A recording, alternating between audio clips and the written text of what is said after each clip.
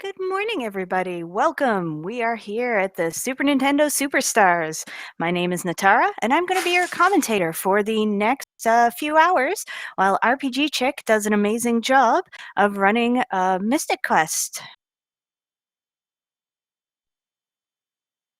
which is, if you have not played this casually or not seen it speedrun, is definitely pretty exciting. And by exciting, I mean RNG hates everyone, especially us.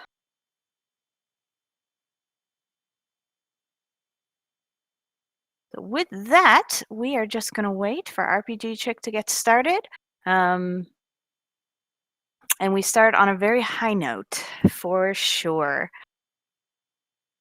This is not a glitchless run, it is just any percent, so you're going to see some really neat glitches happening in this run. Um, Overall, not a super challenging run, but the amount of RNG in it does make things challenging. One of the things that is also makes it difficult is there are many different enemy formations. So we're going to see those and have to judge based on all of those different ones. So let's do it.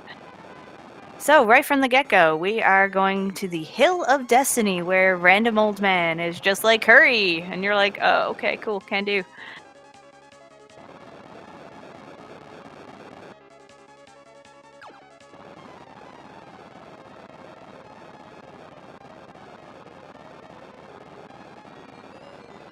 And RPGchick can't use the name, she has to use SNES. That's where we are, after all. So yes, we are at level 1. You can see our gauge looks beautiful, a whole bunch of lines, exactly how I want to read a gauge. But immediately we do fight a boss, a behemoth, and even though you've done nothing, and this is the first enemy of the game, you can actually die to this fight. If you miss at all, or too many times, or the behemoth criticals, then that's it, you die, and you literally just started.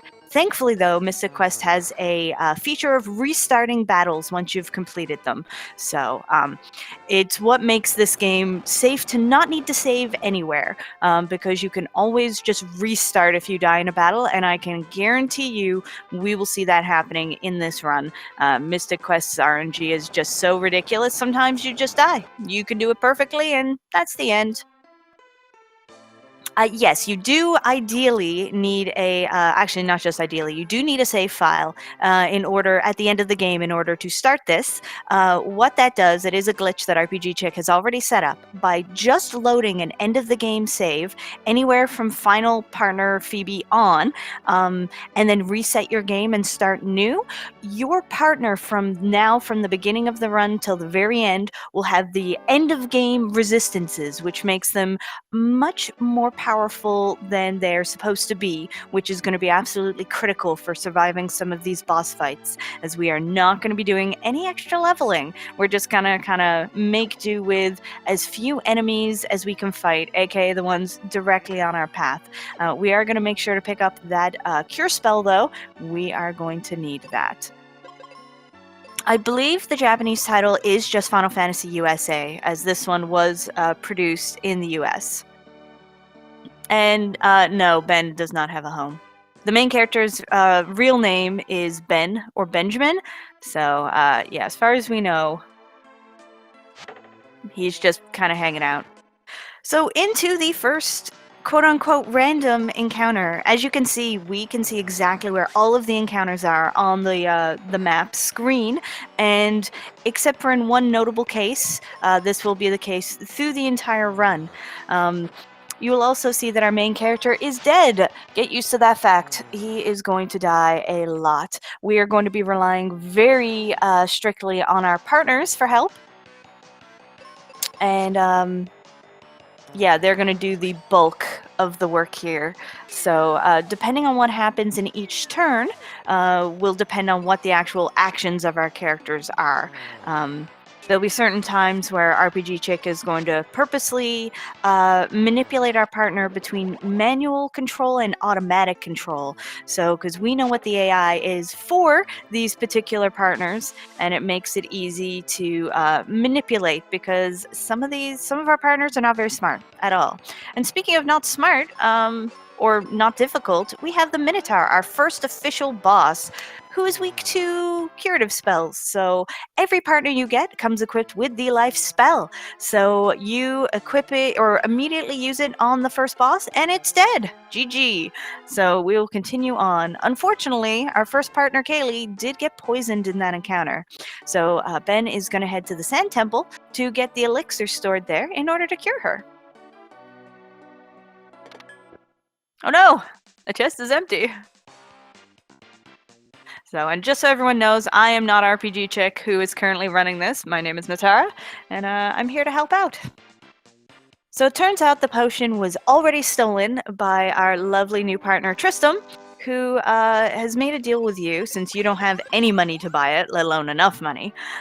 You are going to accompany him to the main dungeon of this world, because there's a treasure there he wants. He gets the treasure, you get the elixir, and everything is great. Yes, Final Fantasy VII does have some critical RNG points, but this, not like Mystic Quest. Mystic Quest is nothing but RNG. Okay, so we're going to be avoiding any of the monsters that don't need to be fought, and we're also going to be avoiding any extra treasure chests. So any treasure chests which are opened are going to be opened for very specific reasons, either because we need that particular piece of gear or magic. If it's a red chest, it has an actual special, like, equipment item in it. If it's a brown chest, it is just a consumable item, and every time you leave the zone, then that chest repopulates. So one of the strategies we're going to see throughout the run, and definitely in this dungeon, is even though we know where each of the encounters are, what specifically is in the encounter is RNG dependent. So these singular enemy fights are exactly what we're looking for, quick and easy. If RPGchick gets any fight in this dungeon which has 3 enemies in it, she is going to run away in most cases. Sometimes on purpose so we can do a glitch, and most of the time just because they take way too long. It is much faster to run away and come back in with something better, especially since Tristram's accuracy is not super great. We are also going to see him miss a lot. The game's title box is not showing up. It looks like it is to me, but I don't have the power to change that if it's not.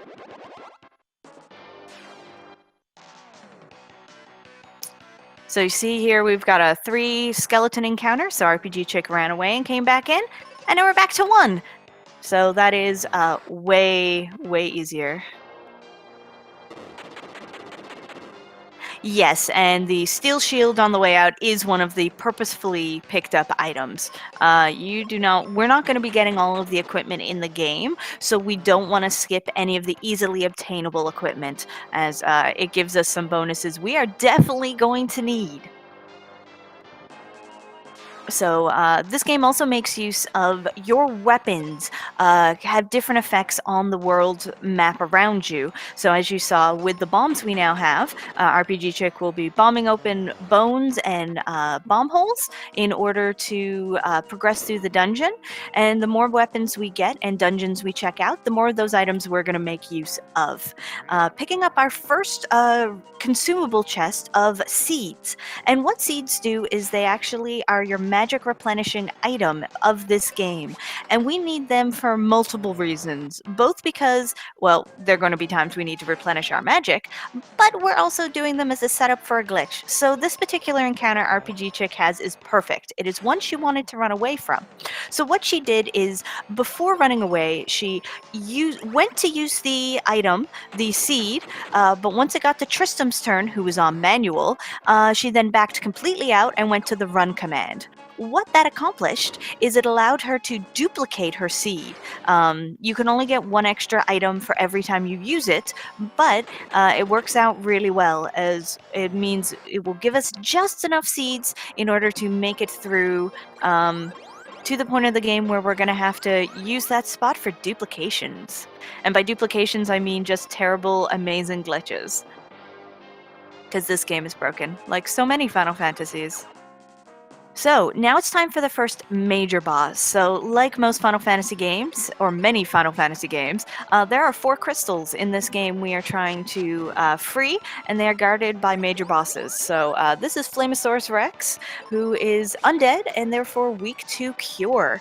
So, the strategy for this fight, other than not die, is to use Cure with Ben to just attack with Tristram, and thankfully he will just do that on auto, and to resurrect Ben and or cure Tristram as required. We don't bother curing Tristram until he's halfway down, but it's really important to make sure your partners don't die. Oh, that was close. Because your main character does not get the life spell at all during this run. So if your partner dies, that's it. GG. If you're near enough to the end of the battle, you might still be okay.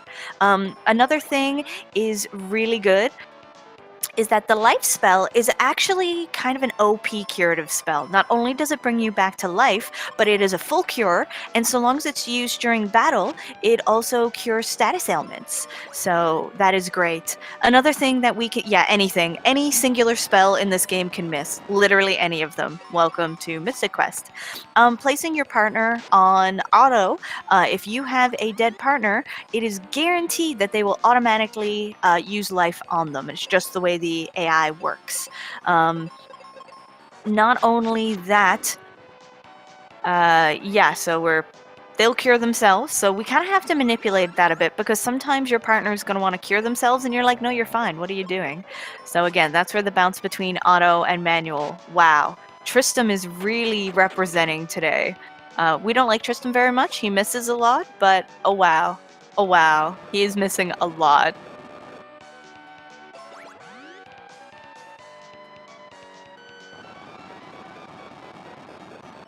So yeah, we don't worry too much when Ben dies, other than to bring him back, but it's inevitable that he dies. So, first major boss is dead. Yes, this game was designed to kind of be an introductory game. Back in the day when this game first came out, many of the Final Fantasies and just Japanese RPGs that came out over here kind of got made easier when they were localized, because they were convinced we could not handle more difficult games. And since then, they've realized, no, we really love our difficult games. We're okay with them. But so they made this game specifically for US audiences, and so there are things about it which are really quite easy. So 2 things we were picking up in those chests. Most important item you don't want to walk out with is that sand coin, but we're getting more explosives, as those are consumables. So trying to pick up more of those as often as possible is really important. And second off, we picked up our second consumable item, which we're going to need in our series of consumable items to set up for a glitch, and that is our cure potions. There are 2 spots you can get them in this dungeon, but if you're getting your bombs, then as the other chest is the cure potions, that is the perfect spot to pick them up. The chest that we jumped over at the very beginning of this dungeon is also cure potions. But unless you know exactly what is in those brown chests, do not open any of them, because again, you can totally, absolutely wreck your glitch if you pick up the wrong item. And yes, this game has fabulous music, not just combat music. The music in this game is just on fire, but the combat music especially. Boss battle music is my personal favorite. Yeah, this game gets a lot of hate. I think it's just because it was styled to be easy, but it really is truly a lot of fun, and there's a lot of great things about it. It just doesn't fit the usual mold.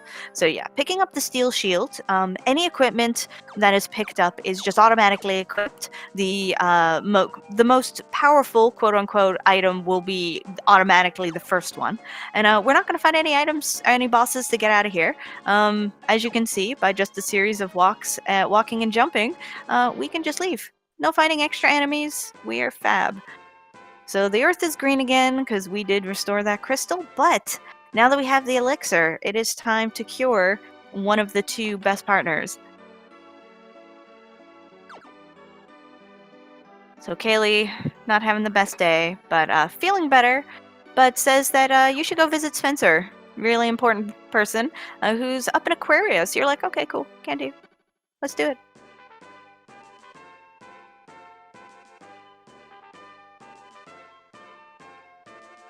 So the main way this world is set up is it's 4 separate sections and a tower in the middle to allow you to navigate all 4 of these sections. And a constant theme in the speedrun is don't talk to the old man.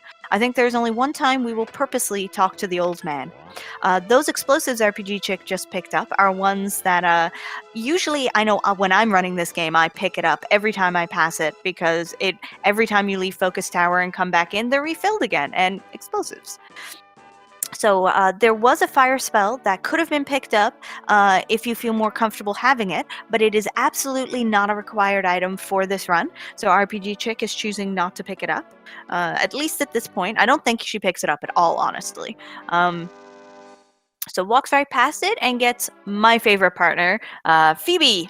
Who the 2 women partners are actually the better ones. They come equipped with a lot of magic, and their AI, generally speaking, tends to play out a lot better than Tristram, who misses all the time, and Ruben, who's Ruben? I don't know who that is.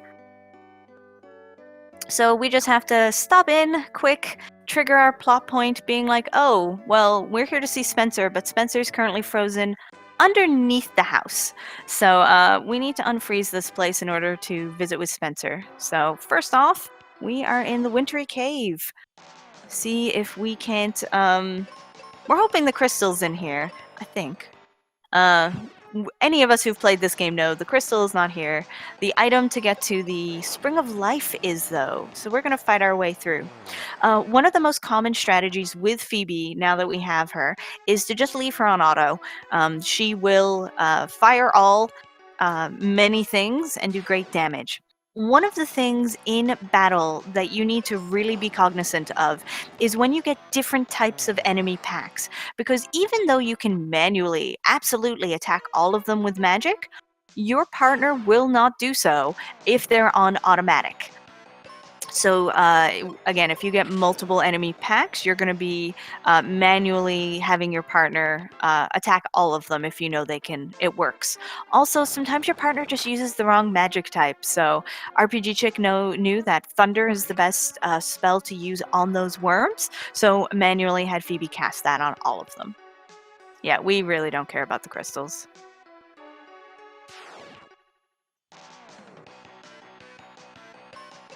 Listen, nobody wants the Libra crest. Nobody. But since we fell down, Phoebe's like, oh, hey, you know what's great for climbing? This claw. How about you take my claw, and I'll use this bow, which is actually 1,000 times better than the claw.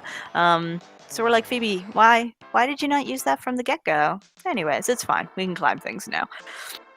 So with that, we have the sword, we've got bombs, and we've got a claw, and we have an axe. So those are the 4 main item types or weapon types that we will use in this game.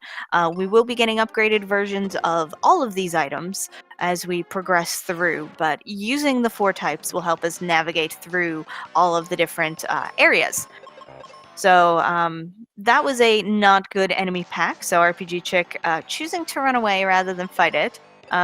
She probably also duped a seed at the same time. The best strategy in this is when you still need to dupe seeds is, oh, that's an encounter I don't like? Well, let's run away and dupe a seed. And if it turns out that doesn't work so well, at least we got our seed duped and then we'll fight it. Listen, we love Phoebe. She's fabulous. Ugh, some of these encounters are just terrible. She's getting a lot of strike firsts, though, which helps a lot. And as you saw, she manually used Phoebe to Thunder all. Had she left Phoebe on auto, even had she used Thunder, she would not have used it on all the enemies because of the 2 separate enemy packs. So again, just understanding the AI of the partner is half of the battle in this game. I know even once you learn the generic strats for this game, I still use a document telling me, okay, I have this encounter pack, this is what I do to fight them, because there's just so many different ones and the strategies just really vary a lot. These centaurs and the worms are some of the meanest things in this dungeon. Thankfully, though, our partners are usually much faster than not only us, but the enemies. So with that, we don't care if they confuse her after. We're all set up to just defeat them one turn. So once we're out of thunder, though, need to make sure to replenish that as it is a black spell, so it is. I believe that was one of the black spells. No, that's a wizard spell. Sorry. So we have less cast of wizard spells than we do the rest. It's always we have the most of white, next most of black spells, and then the least amount of wizards. So those are our 3 magic types. And there's no MP in this game, if you hadn't noticed. It is purely by number of the type of spell for each character. So once you run out of that type of spell, you need to use a seed if you want to keep going. So yeah, we did pick up some seeds in the first dungeon, and RPGchick has duped them a couple times to give us a few extra. So yes, so duplicated them. So we have a bunch of extra seeds, and we'll use them as necessary. Generally speaking, we're just going to use them on our partner and not Ben, but there will be the occasional case where Ben will require one of those seeds as well.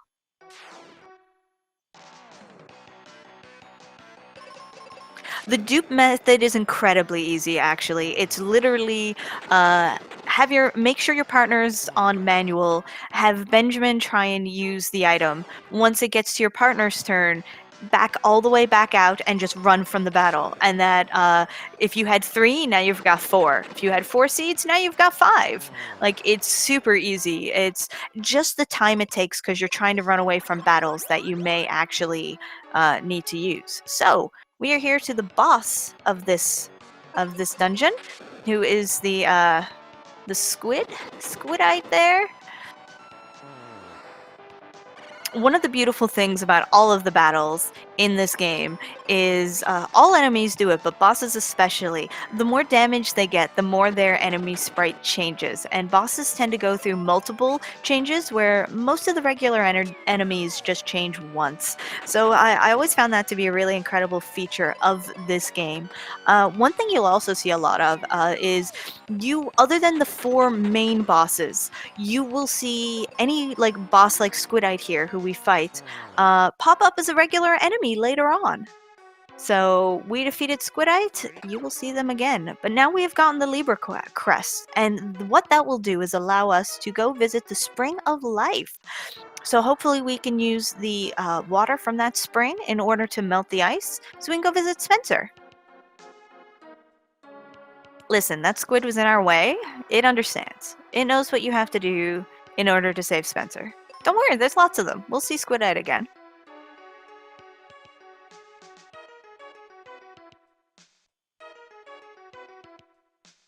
Yeah, exit is definitely a spell that gets very greatly used once we get it. We don't get it till the end of this world. But then, yeah, we will use exit quite a bit, actually. What happened to fire magic? We don't need fire magic. It's fine. So since there are no random encounters, the path we cleared is still empty.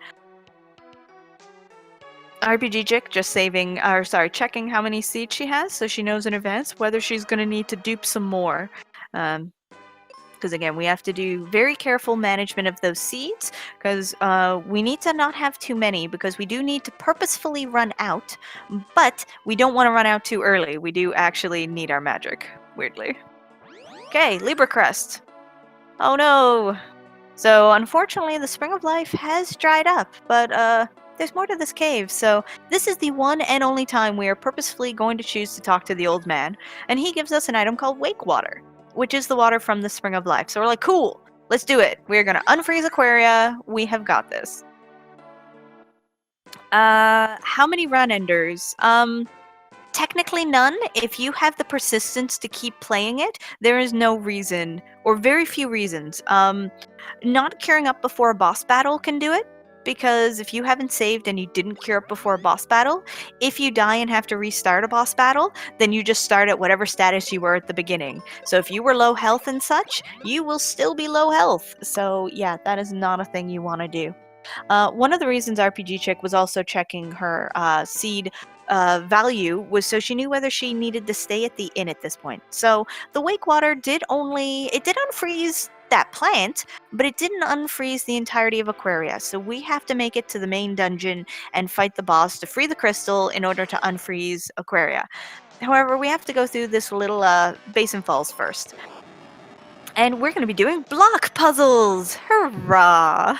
Doesn't everyone love block puzzles? So thankfully, there's not many enemies in here, and using an abuse of the blocks in a way which I don't believe was intended at all, we are going to skip about a quarter to a third of this dungeon. Thank you so much for the 630 bits, Seraphix.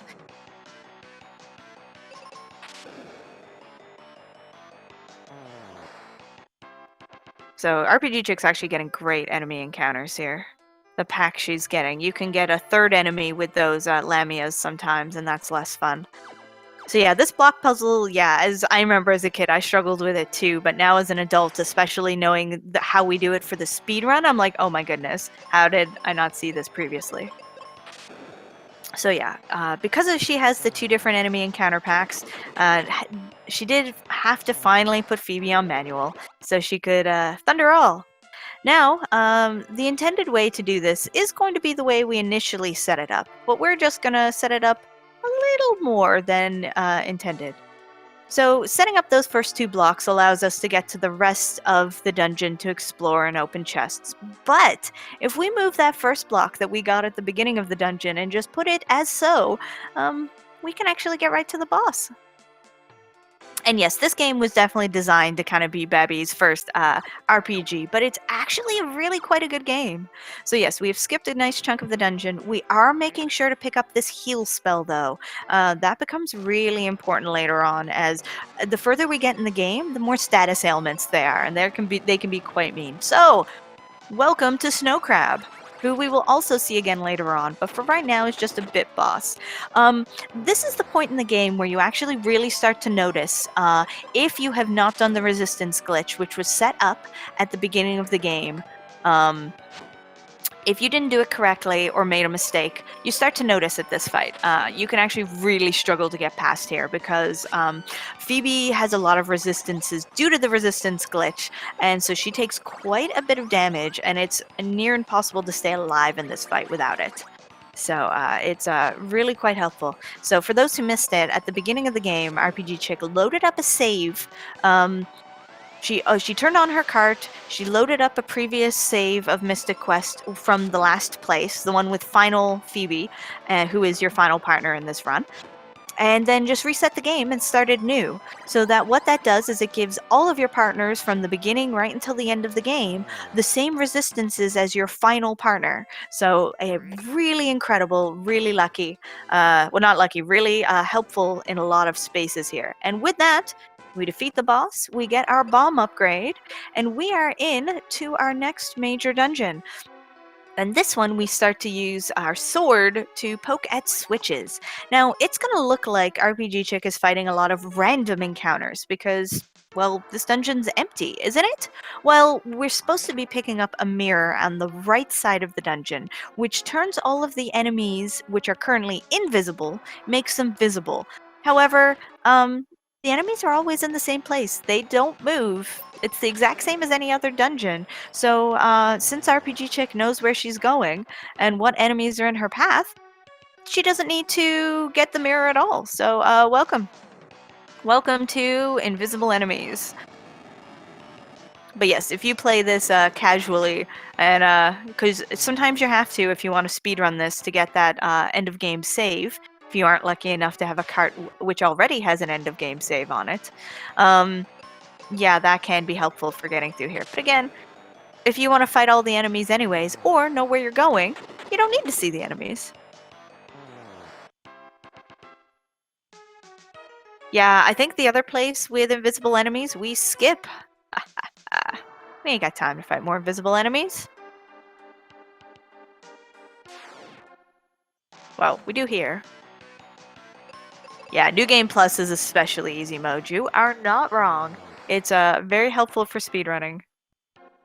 Yes, you do? I only started derusting this early this week, so I don't remember. Where's the other one? Oh, I know you skipped the white and the life spells. Yeah, we don't need to see enemies. We know where they are. Okay, so RPG Chick has 1 seed left, and that should be perfect because by the end of this dungeon, by the time she leaves this dungeon, she wants to have 0 seeds. She needs to have an empty spot in that place, but she also needs to not use up that seed before she picks up her last item, which is in this dungeon. Because otherwise, things are going to go very, very wrong.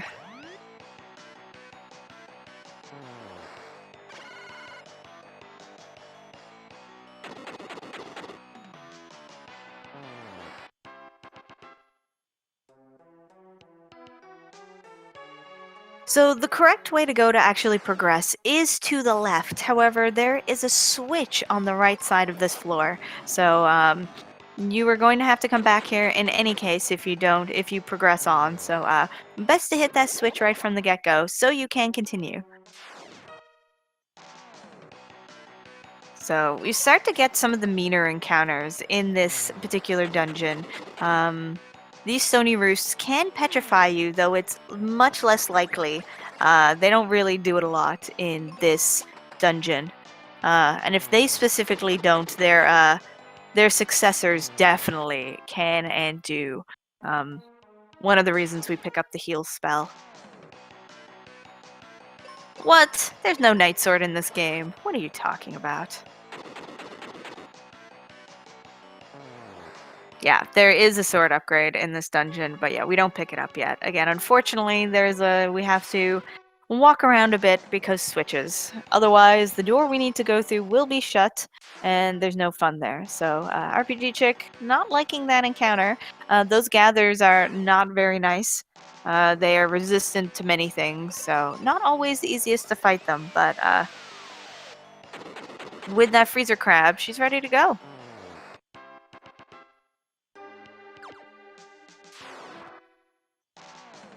Yeah, this RPG is simple enough for kids, and it's easy enough.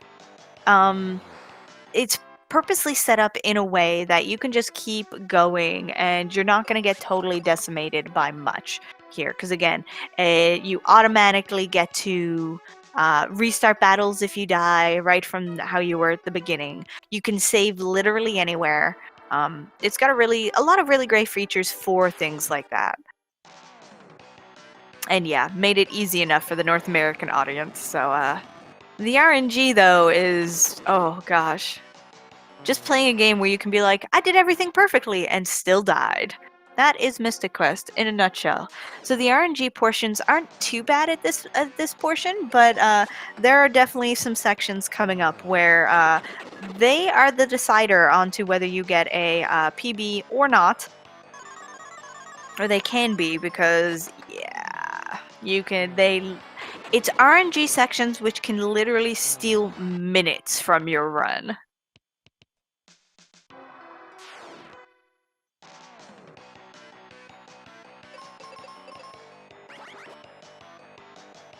The bosses definitely don't randomly kill you ever just by one-shotting your partner first turn or anything. That's never happened in a Mystic Quest game. Definitely not by one of our definitely not by one of our birds. There are no mean bird bosses in this game at all, ever. That's a lie. There's multiple really mean bird bosses, and they're like all bird bosses or birds in video games. They're jerks.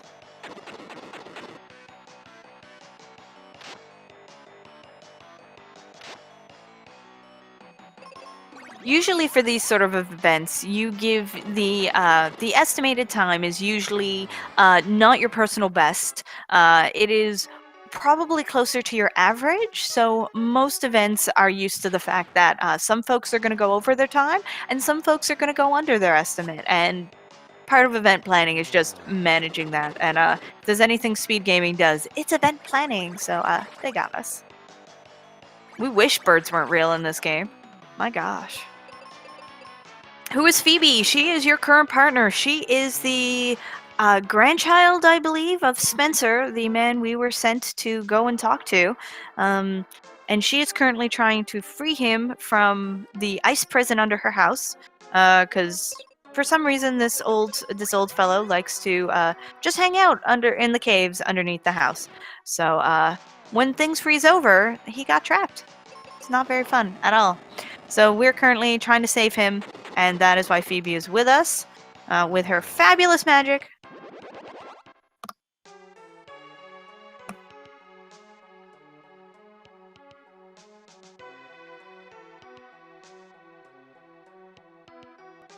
Spencer, honestly, at this point, we don't really know. We were just told by one of our previous partners that, hey, you should go talk to Spencer. They have some good info. We're like, okay. So Spencer's literally just an old guy who's got lots of good information. He is very well informed about many things. So we want to go talk to Spencer. Oh no, we fell! That was absolutely intentional. By falling down that spot, it gives us access to the last item we needed to collect, which are heal potions, and will also give us access to a switch we're going to need, and our next piece of armor. Yeah, Jeffervescent is very correct. The story in this game is not... You don't play this game for the story.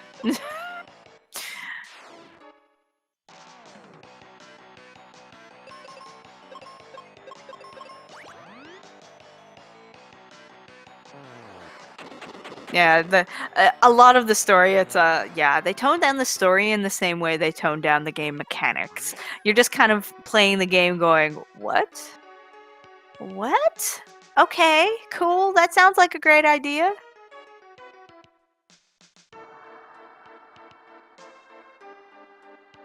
Yeah, the character interaction isn't bad in this game. That's not even great either. Now, second time on this floor, we absolutely do not want to fall down, and we can. So, good to be careful walking through this section. Nothing loses you more time than just falling off and having to walk all the way around again. What? There are crystals in this game? Spoilers. Yeah, they really just grabbed all the biggest tropes from Final Fantasy games out to that point. We're like, let's put them in here.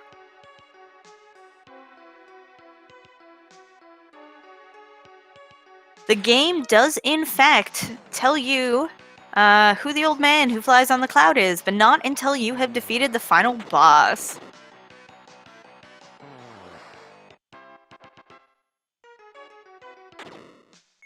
So we just need to bomb through this hole and fall down forever, because that's what you do when you bomb down through holes, is you just keep falling.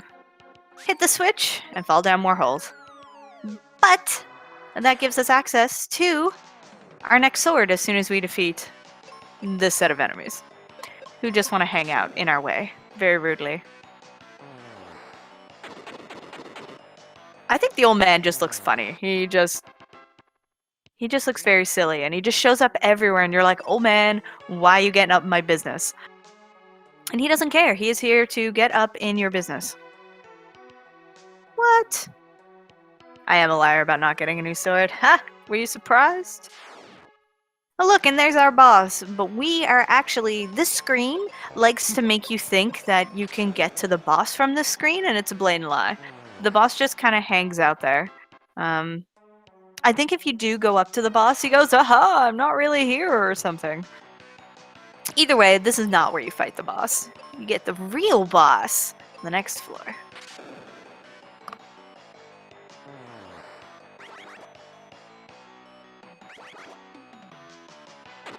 Spoilers, Royal Blue, spoilers! But yes, Royal Blue is correct.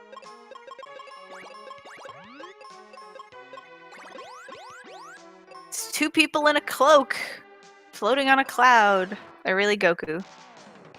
It mocks you, yeah. I'm a fake, bye! What? Talking to bosses and have them disappear? No one else does this in this game. There are lots of bosses that do that in this game. It is filled with all of the tropes, and it's amazing. So that was officially the last random encounter you have to fight in this dungeon. Thankfully, this section is great. You just jump all the way through those holes. And you are to our second major boss. The ice golem. So we are just going to use a bunch of fire and bombs, I believe. If you did pick up the fire spell, you can use that as well. You can have both Ben there, SNES there, and Phoebe both use the fire spell, because weirdly, the ice monster is weak to fire. Yeah, this confusion is bad. Confusion is bad. In the speed run, you're more likely to die to petrify than confusion, but this is not to say you can't and won't die from confusion, because you can and do, but petrify.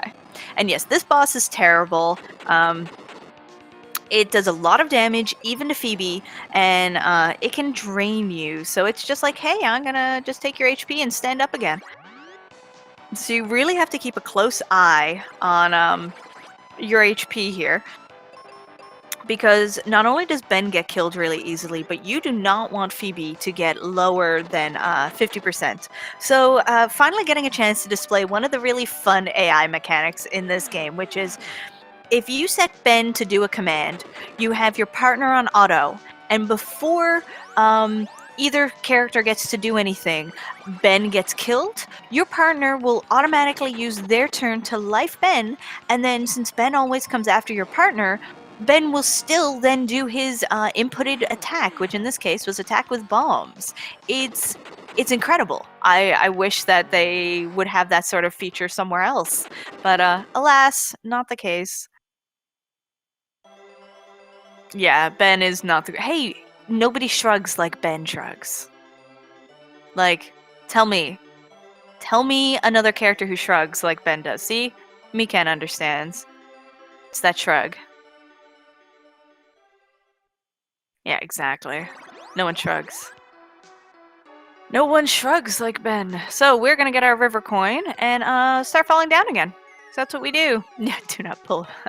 One of the things which can come up in this game in multiple circumstances is forgetting to open a chest which you need to progress. And those coins you're picking up literally open the doors to the next areas through the focus tower. There's no way really, or quote unquote no way to bypass them. At this point there actually is no way to bypass that particular coin. Yeah, you need those. So don't walk out without getting the coin. You will show up at Focus Tower and have to walk all the way back through. Listen, who has never felt the mood of Ben Shrug? Let's be real. As Mikan has shown in chat, it's mood, truly mood. So one of the thing about these brown chests is any of the ones which RPGchick is picking up that have bombs in them, if you have a partner who has a consumable weapon, while you have that partner, instead of having bombs, that chest will actually have the consumable item. So had RPGchick picked up this chest here while she still had Phoebe, then she would have gotten arrows, which we had more than enough of. We didn't need more arrows.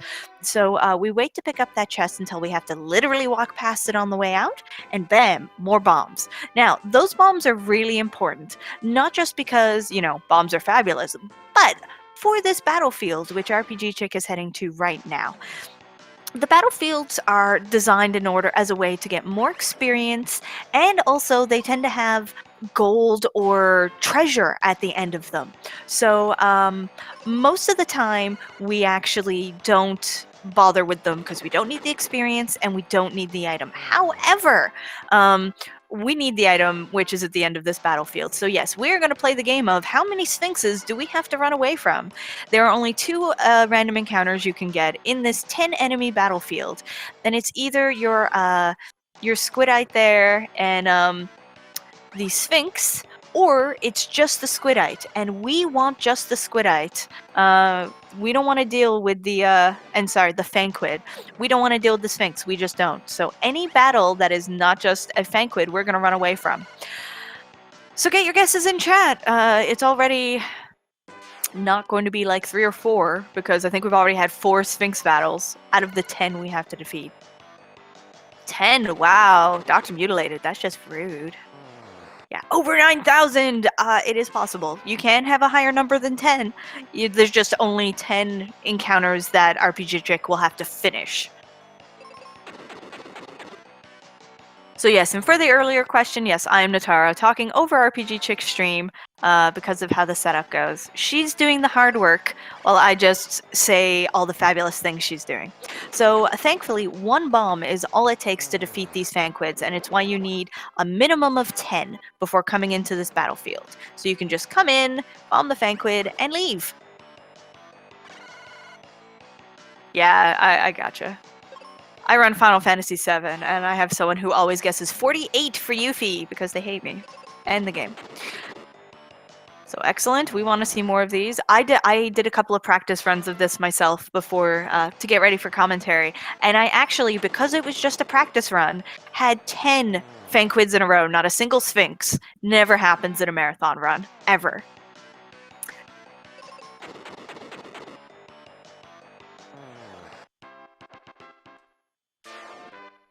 Yeah, trying to run a game, especially one as technical as Mystic Quest at the same time as commentating, can be really difficult. So that's why I'm here. I'm here to help.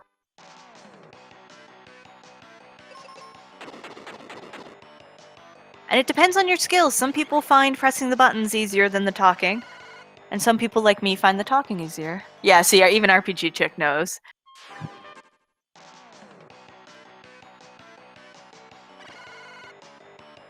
How rude. Like, how rude is that? This is actually incredibly bad luck. Like, Mystic Quest is bad for RNG anyways, but this has been incredibly terrible. And Seraphix, thank you so much for the 105 bits. Also, anyone whose name I attempt to pronounce and mutilate, I apologize, it's me, not you. I'm really bad at pronouncing names. Yeah, Mystic Quest does. So, our prize for finally finishing that battlefield is the exit spell, which we are going to use gratuitously in many different situations, both in battle and out. But first, we have to stop into Focus Tower, to this little section, and as always, we are ignoring the old man on a cloud, who is definitely not a crystal in a cloak, because we've got better things to do. So, like moving this little piece of rock, which we're definitely not going to use in a few seconds. And already using our exit spell to just zoom right out because we ain't got time for walking. Walking's for people who are not speedrunning. So on the way out, again, this is picking up more explosives because, again, bombs get a lot of use, and even when you upgrade a weapon, which is consumable like the bombs, the value that you have stays the same. So yeah, you want to make sure you keep up on those because there are certain enemies and sections of the games where you're just using bombs. So with our pillar in place, we now get to move to everyone's favorite section of the game because the music is the hypest, the fire section. So everyone knows that Lava Dome has some of the best music in this run. Just flat out best music. So we're going to stop off first in Fireberg, because, you know, that's what you do. RPGchick just checking her inventory. No reason. Just, you know, gotta make sure her items are doing fine. So we're going to talk to this person and buy exactly 0 seeds. We're going to use one of those seeds. And you saw things going a little weird in our inventory. Totally normal. Buying, and then she bought 19 cure spells. So what that did is, for some reason, this game allows you to buy 0 of an item. And by using that item, the game looks into what items are in your inventory and judges what your inventory should really look like. And so it changes what items you have. So it got a little broken by using that. So now we have more than 99 seeds, so we can cast as much magic as we want. And by then buying 19 cure potions over top of that, the inventory got even more confused and gave us a free fire coin. So goodbye, Fireberg. Goodbye, Lava Dome, and your fabulous music. We're not going to see you. We will get to hear the Fireberg music again, but not for long. And welcome to Cloudville.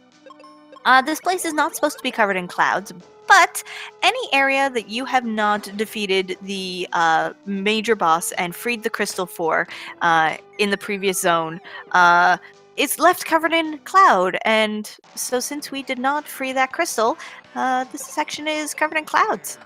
Welcome. So I do want to make note, we have no partner, and we're making use of our wonderful exit spell. The partner is a little important. because we're here. And poor Ruben fell down, and we're like, okay, I don't know who you are or where you came from, but I hope you're okay, person. And who should show up but everyone's favorite Tristram, who's very concerned about your buddy, as we are. We're very concerned. And we're done. We're leaving there. Bye, Samage. Yeah, Ruben. Our Ruben Samage. Goodbye forever. Yeah, goodbye, guy who definitely was totally with us. We definitely know who they were. Yeah, the game is a little bit broken from here on out. Not super badly, but yeah, there are sections of brokenness because the game is like, oh yeah, we definitely did the fire section. And we're like, we totally did not do the fire section at all.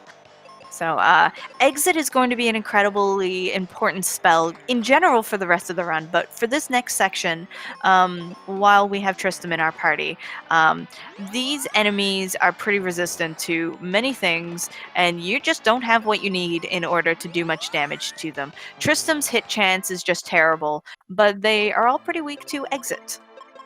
So we are going to make great use of that, and RPGchick's making sure to stay fully cured because, again, some of these encounters can be incredibly dangerous. I fought this encounter here, I think it was like 7 times in a row in my last run. So, yeah.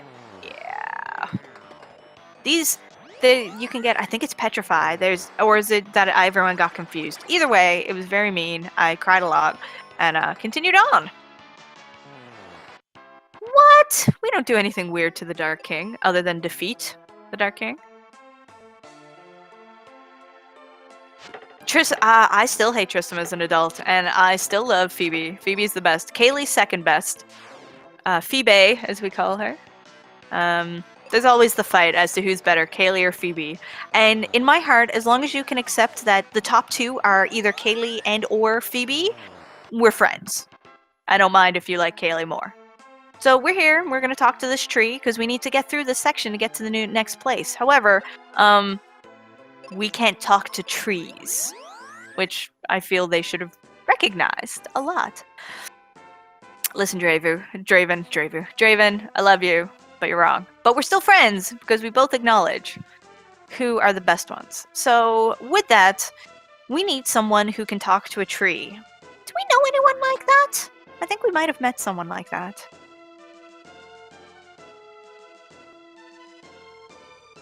Listen, sometimes your grandfather is just doing weird stuff and you gotta ruin his life. Phoebe, it's one of the only questionable things Phoebe does in this game, as we're going to see shortly. So, now that we have found out that we need someone to talk to a tree, we're gonna go and get someone who can talk to trees, but said person is currently asleep. So we're going to go visit Spencer instead, who we were supposed to have talked to before now, but there is actually literally no plot reason why, like no plot trigger, which required us to talk to Spencer, other than, here, you should go do this. So we skipped it.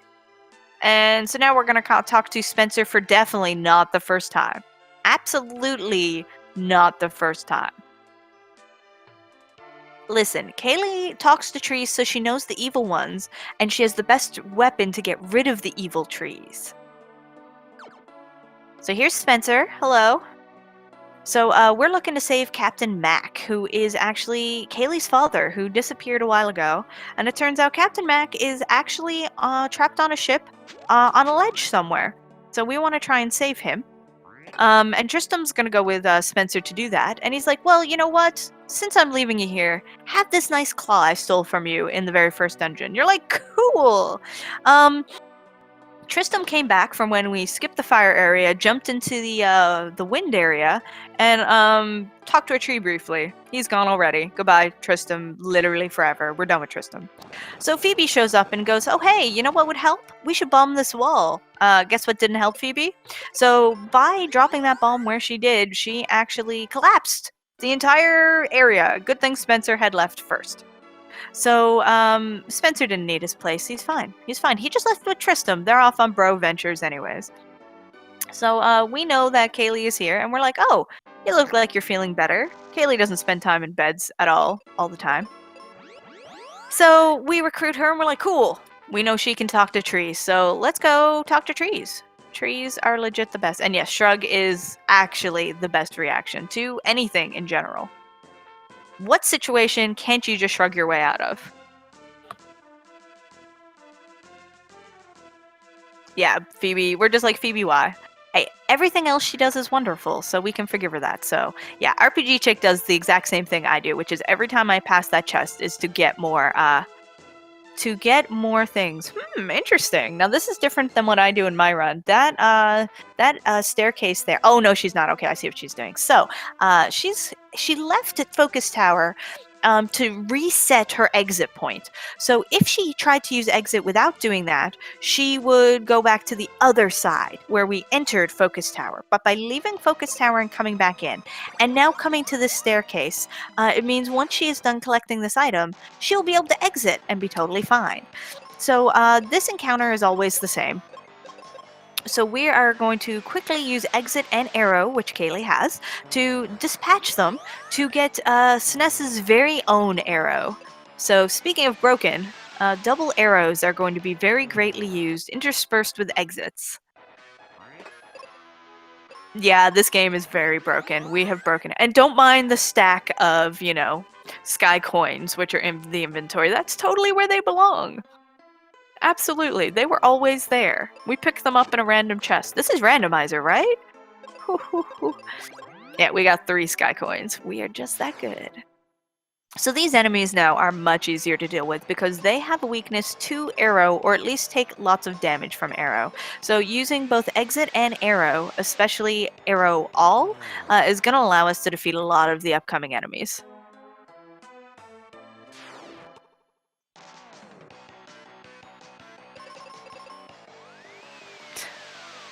Listen, we don't go into the mechanics of what exit should or should not do. We just accept it lets us teleport.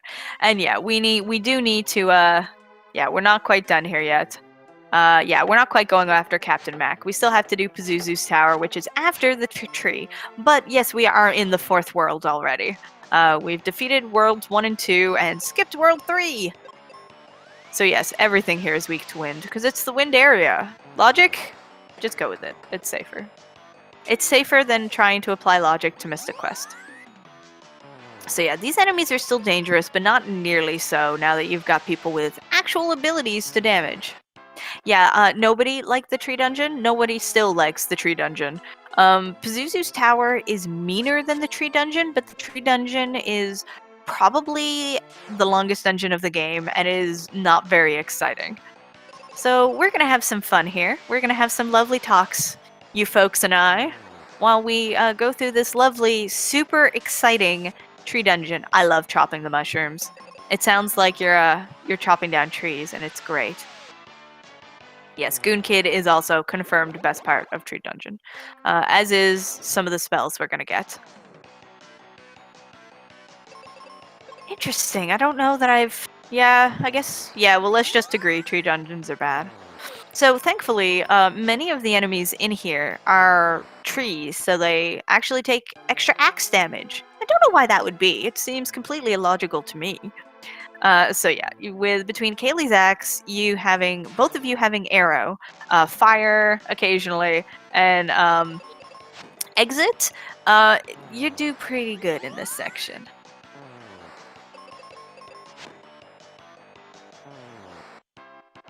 Yes, exactly. We need to ask them a question. What is that question? That's top secret. So now that we have the Dragon Claw, we are actually able to hookshot all around, as if this were Link to the Past or some other hookshot containing game. And that's going to, A, allow us to progress in the dungeon, but B, is also going to save us some time in a few spots. This dungeon is the first one to kind of use multiple weapons as required for progression. We're going to be using both the Dragon Claw, as you've seen RPGchick doing, but we are also going to be using the sword to hit switches. And those switches, in my mind, are in the nose of the faces on the door. So you poke their nose, they open the door, and away you go. Aren't all of the answers excellent? Also, please get all your axe puns in the chat. Commentator loves puns.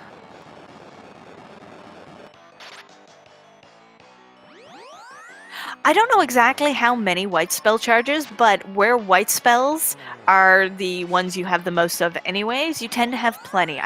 I want to say it's somewhere like 12, but you have a fair amount, so you have quite a bit of leeway to use them. And even if you didn't, you have over 99 seeds, so you can use as many as you want. You can just be like, hey, what up, seed? We don't question box art. I think we all, as RPG players, should know better than to question box art. I'm just gonna pretend that's someone else on the box, because Ben does not look that cool. It's accelerating. Hey, we're fine with that. But that's where axe puns belong, on the chopping block.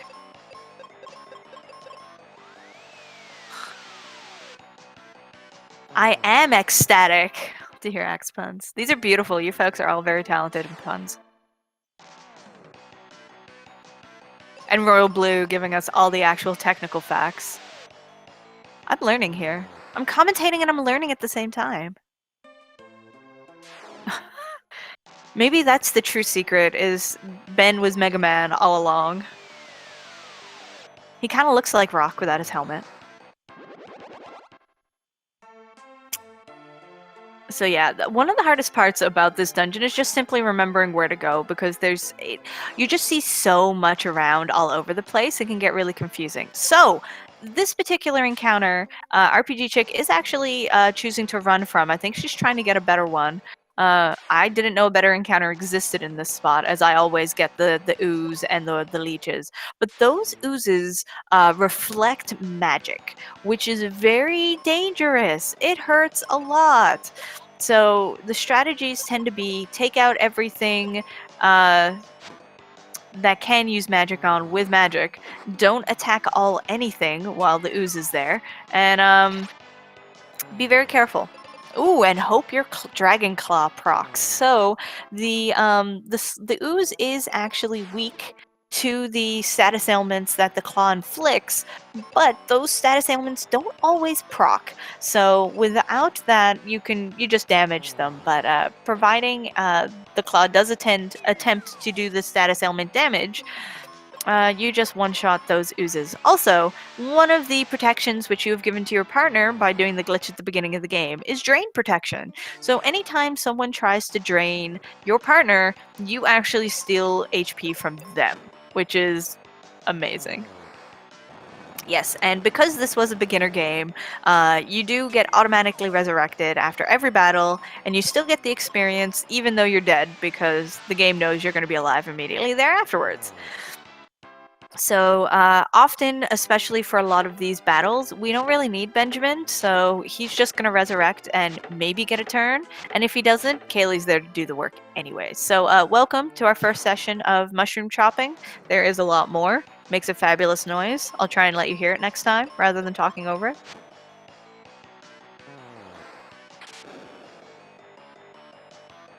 Nice. Oh, you get so many experience points.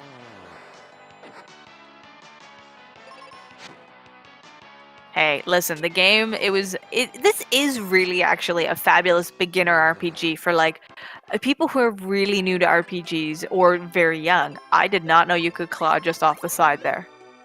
What? Unless I missed a few frames.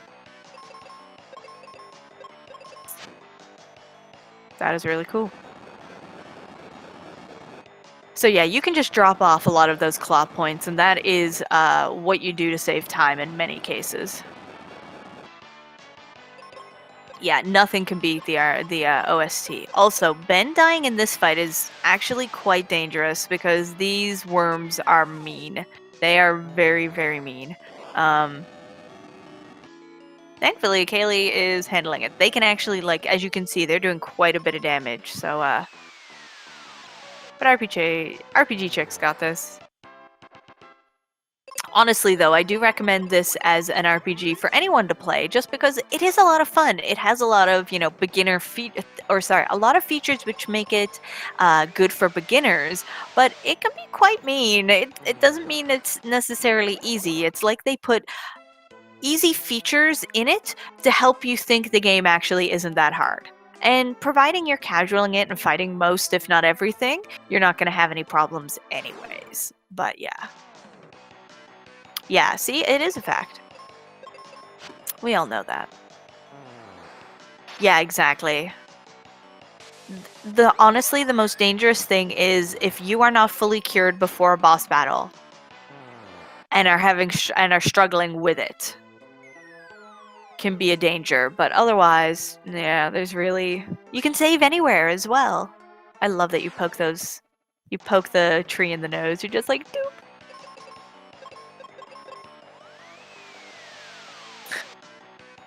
I love that the axe puns are still going. You folks are amazing. Yeah, actually, casually, you can finish this game in an afternoon or 2 afternoons. Listen, I can't do Natara facts. That would be overwriting the ever wonderful Agama facts.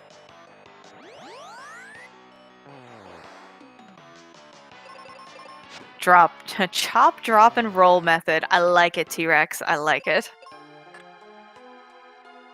So yeah, we also get to use the claws here. So climbing the walls. Doop de doop. Yeah, Natara's Agama confirmed. No! Now that you know my true identity. I'll just keep commentating because that's what I do. Natara facts or axe puns? I'm gonna have to axe that choice. Wait. Actually, I can't agree with you, Fall. I think that's Nightfall. Speedrunning wise, there is a lot of tech which goes into this game.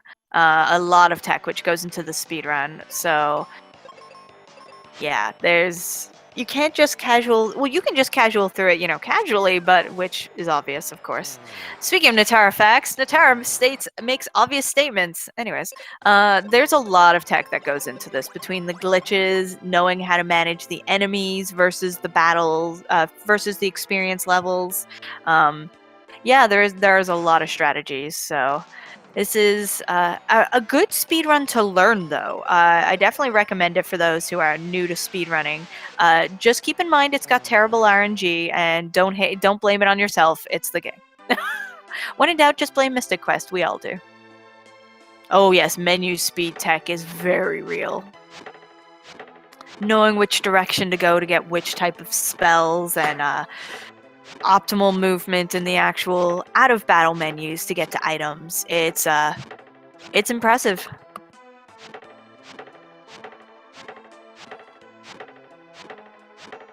Ooh, I like that. The maximum experience. Beautiful. Yeah, I won't say that it's not potentially a decently easy run to learn. I've definitely run much harder games, but there is a lot of tech that goes into this.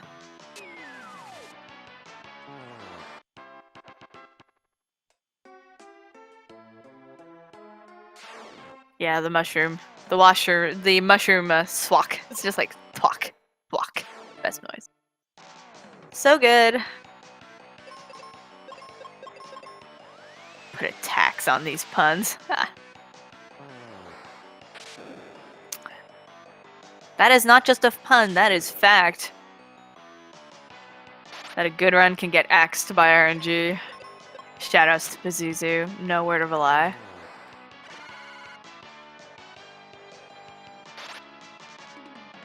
Yeah, that's what we're just gonna call Benjamin next time. Just axe. Then you've got 2 axes. And my axe. So we're getting nicely through this dungeon, actually. Yeah, it's what the Daleks in the new series say. Exterminate.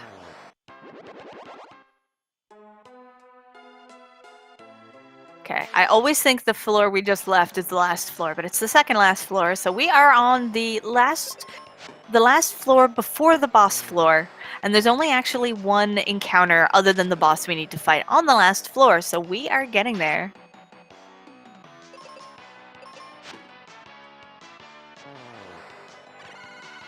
There's nothing accidental about these puns.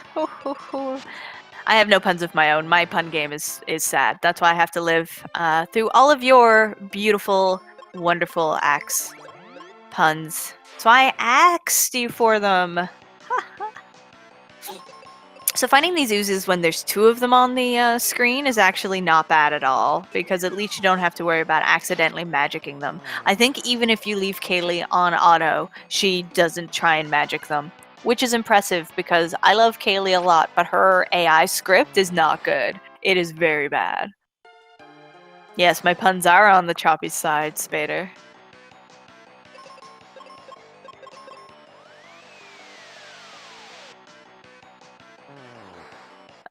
Yes, I need the pun energy to survive. And I think the real winners here is chat for coming up with all these amazing puns. I knew I could count on all of you.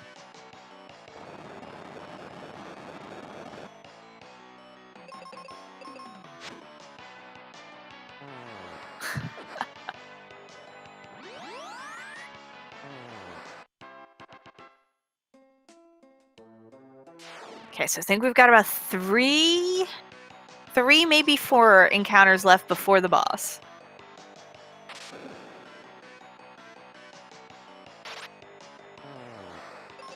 Excellent. Yeah, seriously though, once you start getting to the oozes and the enemies which have reflect on them, things just start getting mean. Just really terrible.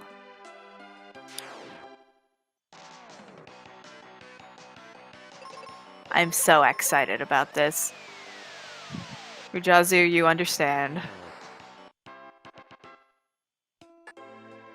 Okay, so if I'm remembering correctly, which is possible I'm not. Excellent, I did! So one quote-unquote random encounter left, and then we are to our boss of this dungeon, Ghidra, who is another one of those bosses who can be a jerk. Not as big as some of the other bosses, but definitely not nice.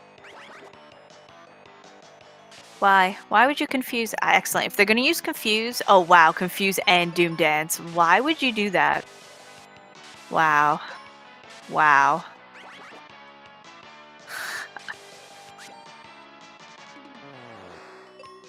So you're seeing in this random encounter very much so the sort of RNG. And again, our main character does not have a life spell, so all we can do is plug through, hope we either die quickly or kill them. We did it! So thankfully, again, Kaylee does get automatically resurrected. I think that's the reason why they give you the automatic resurrect there, so you don't get trapped with people being dead. Okay, it is time for Ghidra. Ghidra is so much fun. And by so much fun, I mean not fun at all, in fact. So, this is one of those fights where potentially you change your weapon depending on what your strategy for the boss is. So depending on which weapon you actually have equipped, it changes stats and your magic stats and how you use your magic. So you want to make sure that you have the right weapon for the job you are trying to do with whatever spell you're trying to cast. So if RPGchick had used exit there versus arrow, she was going to want to have had the knight sword equipped with SNES. However, she was doing arrows, so the claw is the ultimate weapon that she wants. And now it is just arrow until somebody dies, hopefully Ghidra.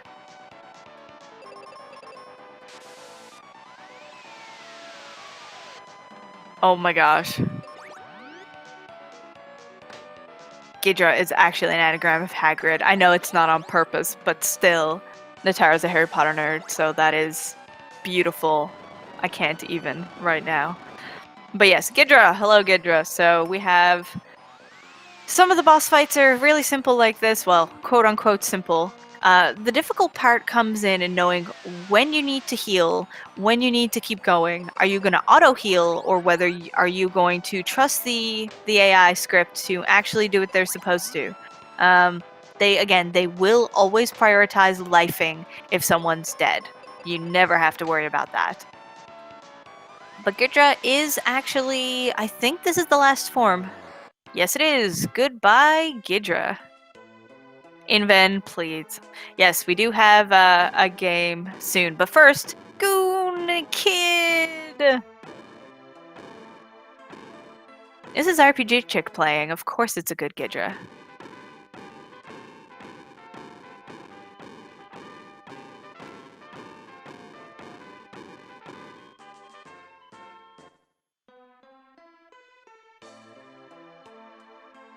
Okay, so that's supposed to be Go On Kid, but poor spacing turned it into Goon Kid. So, but we're not leaving this dungeon right away, even though we do have the exit spell. We purposely did not pick up one of the items we wanted to get because it was surrounded by tons of enemies. And now that we've defeated Gidra, all the enemies are gone. So we can just, destroy mushrooms, get treasure.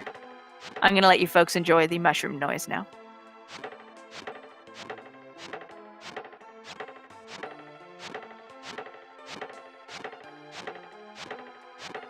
We're taking the hobbits to Isengard. I mean, what?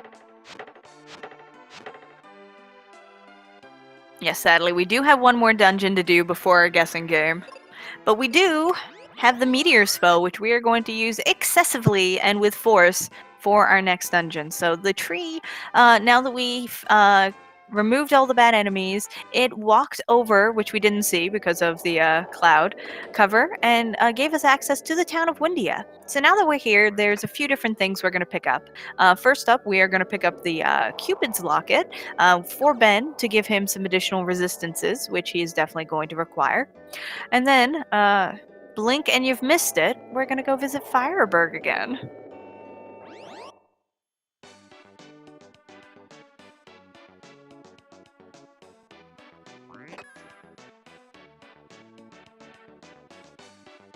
I wanted to chill for the music. So, we do have to make sure to use the crest again before casting exit. Otherwise, when you cast exit, you will just teleport to the outside of Fireberg and need to walk all the way through Fireberg to get back.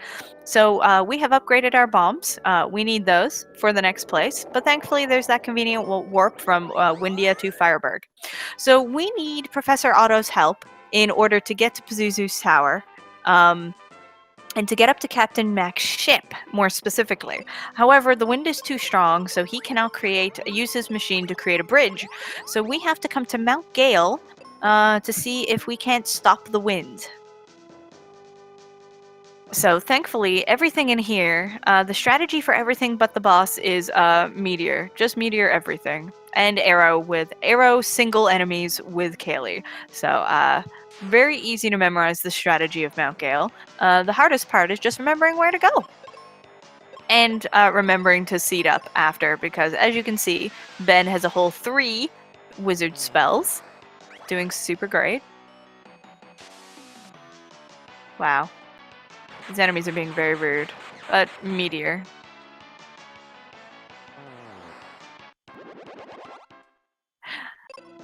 I love that meme. The Lego Legolas. I'm not gonna repeat it, but... So yes, thankfully we have 1 billion seeds because we're gonna be using a lot of magic. So with our dragon hook and some jumping, we're just gonna wander around this maze of a mountain because it is quite a maze, but thankfully the path to get there isn't that bad once you learn it. So we get to skip the majority of the enemies and just walk right up to the boss.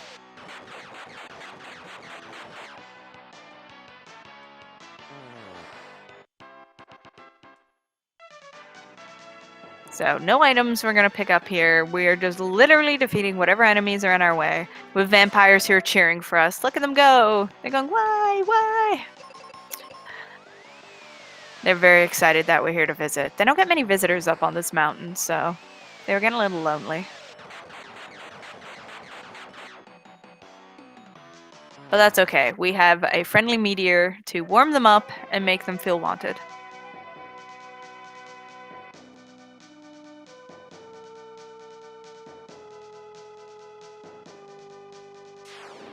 What? We've summoned meteor? We better hope we find Holy somewhere. Which is also called white in this game. One of the things a lot of the localizations did back in the day, TM, was change any sort of references to like religion or other such. So many of the early game holy spells got changed into white for some reason. They don't do that anymore for obvious reasons, but this is our last random encounter before we fight the boss, who is definitely going to fix the winds for us.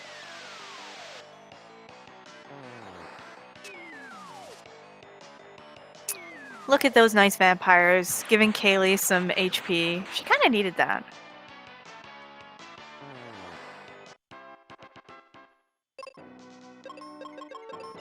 So there's a neat little trick you can do on this next boss. However, you need heal potions in order to do it, I believe.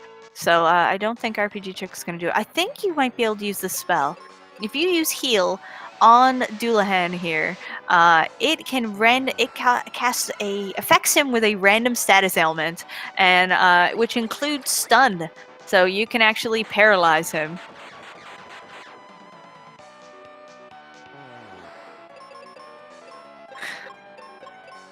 Oh no, yeah, she's definitely doing it. So, unfortunately, you have no way of knowing if it worked or not until you see whether... And it did work, because Dullahan did not take a turn. So, it can technically... It only works for a turn, and it can be slow, but it is better than dealing with Dullahan's attacks.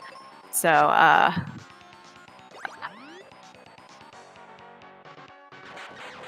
So we definitely... This is definitely a fight, though, that we want to keep Ben alive on. For those meteor spells.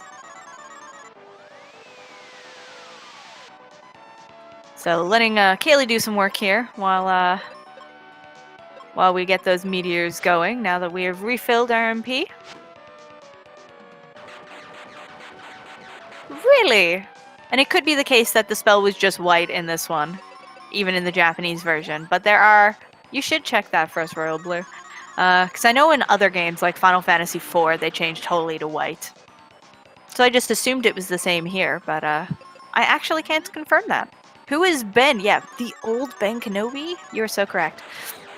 Yes, SNES here, who you get to name at the beginning of the game, and all the material is actually called Benjamin. So we just call him Ben because it's faster. And yeah, sorry, we killed the horse. Is there a didthehorsedie.com? Because Dullahan's horse should be on it, because we killed the horse. Because we're nice people.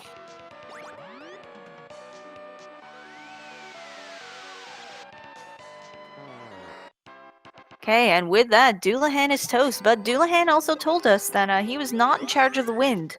That is actually Pazuzu.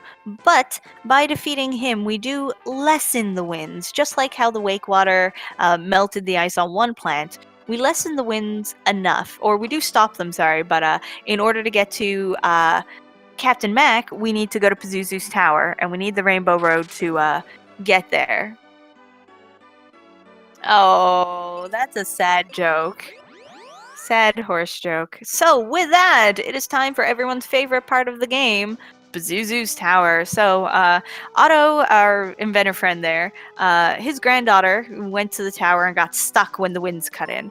So we rescue her, and then we're going to proceed up this terrible, terrible tower. So we're going to have a bit of a guessing game here now shortly, which is which floor is Pazuzu going to appear on? Now, we're going to see him first on the 3rd floor, where we are going to talk to him, and he's going to go, aha, you'll never catch me, and hop in his convenient elevator, which all towers should have, to be fair, and disappears. And it is completely random at that point which floor he appears on, other than the fact it won't be floor 7.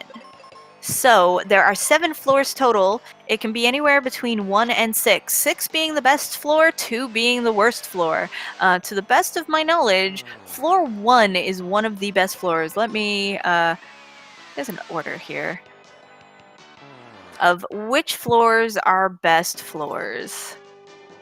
I think I had it somewhere. Anyways, yeah, there is an ideal floor order, but we want floor 6, because that's the first floor we can check to see if Pazuzu is there, that we can also trap him on. So yeah, 2 is the worst floor because it is the hardest floor to get to, and you have to check literally every other floor to get there. Or sorry, you don't have to check every other floor to get there, but by the time you have checked floor 2, you need to go walk all the way back up to the top and take the other way, because this tower works in every second floor for the most part. So we're taking this staircase to get from floor 1 to floor 3. It's not very nice at all. So yes, it can't be floor 7. Floor 7 is the top floor. So that's, we don't fight him there. Yes, and he also can't teleport back to the first floor you talk to him on. So in this case, we talked to him on floor 3. If you were paying attention as we were leaving floor 1, you did see Pazuzu there. And if you choose to fight your way to him and talk to him there, then he won't appear on floor 1. So there he is, zooming off in his elevator like a jerk. So he won't be on floor 7, and he won't be on floor 3. So that leaves floor 6, 5, 4, 2, and 1. 6 being best, 2 being worst, 1 being pretty good, and 5 and 4 just kind of being there. Better than 2. So feel free to guess. If you like RPGchick, you're going to guess floor 6. If you love RNG, terrible RNG and Pazuzu, you want to guess floor 2. Other floors are just for likelihood's sake. I, of course, am guessing floor 6. Because this run is already amazing, and we want to keep it going. So yes, these manticores are very mean. We don't like them whatsoever, and they hurt us quite a lot. And every staircase that we travel up is guarded by a series of enemies, and they're not this one, but the next staircase we're going to take is actually guarded by those manticores, and we refer to it kindly as the Hellway, because it is not very nice. It does not like us at all. Okay. I'm gonna let you folks enjoy these beholders here while RPGchick climbs up to the 5th floor.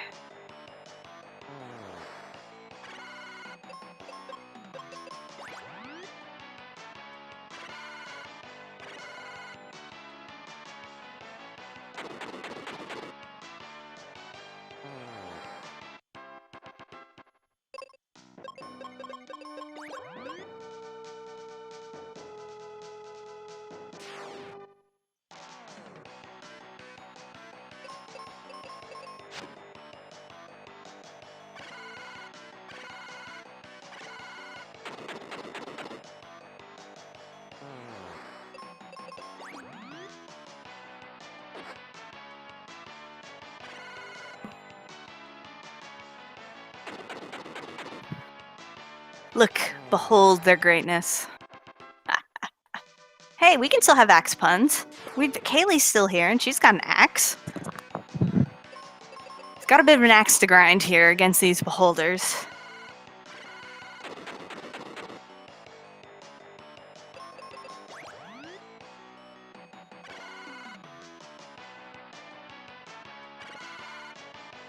Listen, beholders just want hugs too. That's why they have all those arms. They're hugging arms. Okay, so we have hit floor 5. So again, we are not going to be able to check what floor Pazuzu is on until we hit floor 6. And we are traveling in intervals of 2 in order to get to floor 7, where we will actually be able to take a 1-floor staircase and then start doing it again with the even numbers. So, but we can't actually check these floors as we go. So we won't be able to check until we get up to the roof, floor 7, and then start making our way back down. So there's actually 2 sets of monster instructions for this particular dungeon, and that being because about halfway through we are going to get the flare spell, and once we get that spell, that is going to change everything, because rather than lots of specific instructions depending on your encounter pack, you're just going to flare a lot of stuff. However, we have officially hit the Hellway, so let's get some bless RNG, some good lucks in here, because these manticores are gross. They're not very nice, they're very mean. We don't like them at all. At all.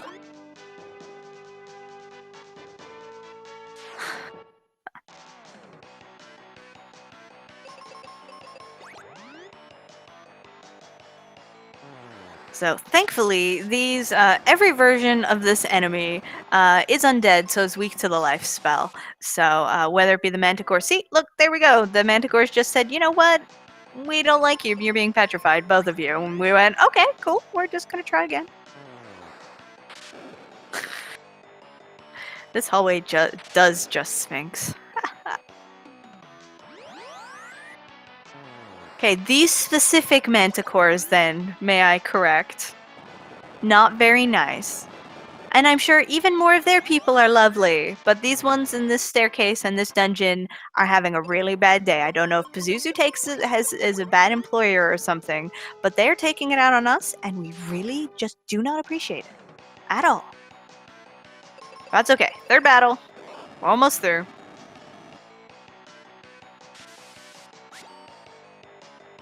Yes, I do believe there is a Mystic Quest speedrunning Discord, and I do also believe I'm not in it, so... Actually, I'm not sure if there's just a Mystic Quest one. Look, they got us again. Why would they do that? Yeah, I do believe there is a Mystic Quest. Yes, there is, definitely. Server, I just can't provide it to you, but yes, it does exist, so, hopefully something will find you. Well, what makes the Manticore so mean, you ask? What an excellent question. They do a lot of damage. They are incredibly fast, so the chances of them moving before you is high. Plus, they use Petrify, so sometimes they can just be like, die. And you're like, oh, okay, I wanted to try this battle again anyways. And yes, that is so wrong, Royal Blue. So wrong. That's okay, we have made it to the roof. You can even see, look, the battle background changed and everything to indicate we're on the roof. We just want to raise the roof.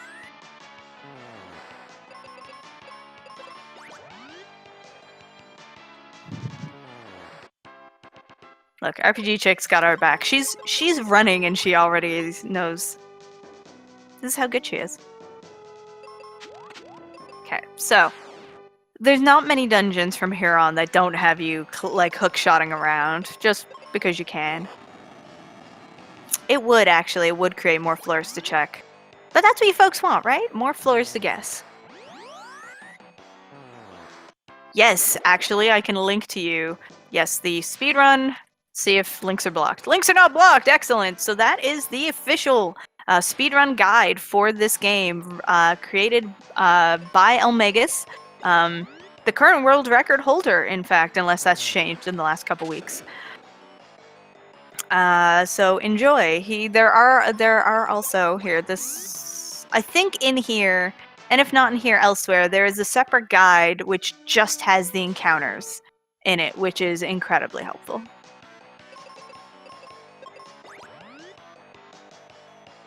Yeah, Elmegus, yeah, you can't time me out. Too slow. Yes, Elmegus actually got that world record in a marathon just a couple weeks ago, in a race. I think RPGchick was in the same race, and Elmegus just casually world record, you know, as Elmegus does. Yes, exactly what Mikan said. Using that guide that I posted in chat, you can definitely walk through the run, and especially if you have a save. End of the game save on your cart or somewhere anyways, yeah, you're set. It's an excellent guide, really well written, incredibly great. And the game itself is just lends itself well to speedrunning, so, or it can. It's mean, but there's enough additional mechanics in the game to get past that meanness. Yes, I am actually obligated to run the randomizer for this game on stream. I'm hoping to do it soon, as part of a donation incentive we did for a fundraiser a couple months ago. So if you want to see Natara swear a lot on her own stream sometime in the future, enjoy. That being said, we are almost through the enemies on the roof, which means the search for Pazuzu begins. So Pazuzu is a jerk bird anyways, just, you know, by himself as a boss, but his tower makes it even worse.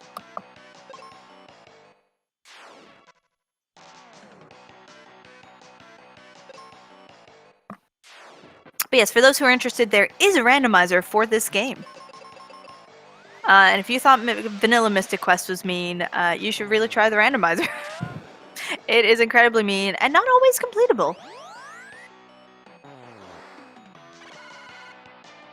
What? Randomizers being mean? I don't understand. That doesn't sound like any randomizer I've played, or that gets hosted on this particular series of channels, ever. Okay, so last enemy on the roof before we get to start searching for Pazuzu. So again, we're on floor 7, which is the top floor. Next floor is floor 6. Finding Pazuzu on the next floor is literally best case scenario, what we want. Floor 2 Pazuzu is worst case scenario. I believe floor 1 is the next best after 6, and 5 and 4 are just kind of there. They do have a particular order, but me. So first, though, we need to fight the 2 enemies here to the left, because we want that red treasure chest, because it contains our flare spell.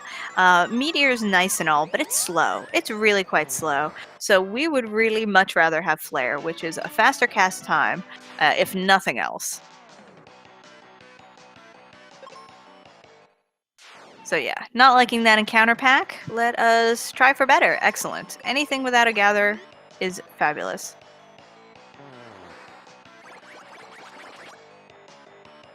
Yeah. Earth Elemental, yeah. I knew part of it was that it was slow, because Meteor is so slow. Incredibly slow. Yes, spend your free time in this game. It doesn't spend a lot of time, and it's a pretty short play, even just casually, beginning to end. Okay, we did it, fam. We got flare. So, it is time now to check if our luck holds. Not only that, though,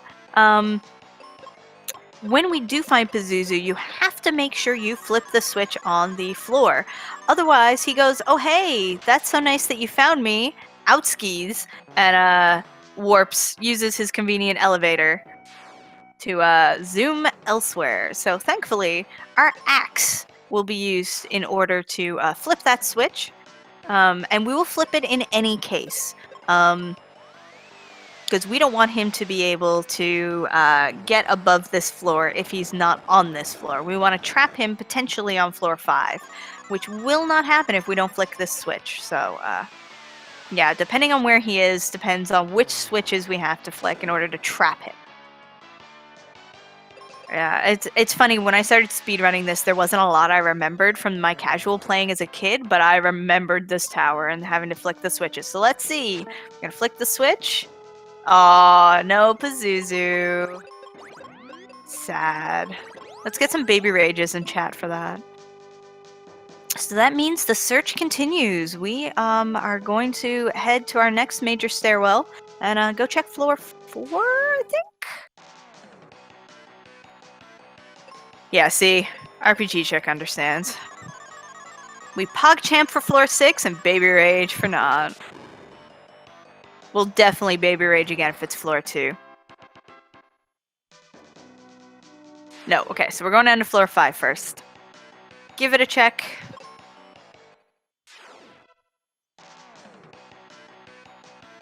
So I think, yes, you can't, by going down to floor 5 this way, you can't actually access Pazuzu, but you can, you need it to get to floor 4. This tower, I swear, I still have a map I use for it. For, you know, Pazuzu's not on this floor, how do I get to the next floor? Yes. Yes, this is absolutely where you would reset the run for world record. So not on floor 5 currently, but if the switches are only on every so other floors. So if Pazuzu is on floor 4, you will flick the switch there. You will talk to Pazuzu, and then you will fight Pazuzu on floor 5, I believe is how that works. Yeah, this tower is beautiful. We're currently on floor 5. So Pazuzu was not on the best floor, floor 6. So confirmed also not to be on floor 5, but that's fine. We're not too worried about that. But again, floor 5, so that's why there is a difference between floor 4 and floor 5, because you can't just go between them. It depends on how much walking you have to do. I will admit, I don't know of the two which is the best, but Pazuzu being down on floor 1 tends to be good, because if you check floor 2, if you check like all the floors going down and he's not there, you just exit out and walk back in, because you haven't defeated any of the enemies on the first floor anyway, so there's no enemies to refight, plus the switches stay flick. So it is good. Yeah, floor 6. I believe floor 6, depending on your thing, you can potentially maybe get world record without floor 6. I'd need someone else to confirm that if you're good enough. But yeah, generally speaking, floor 6 is what you need for a world record. Yeah, Pazuzu was probably actually the architect for this tower, because no rational person. So it's floor 4. We have found our Pazuzu.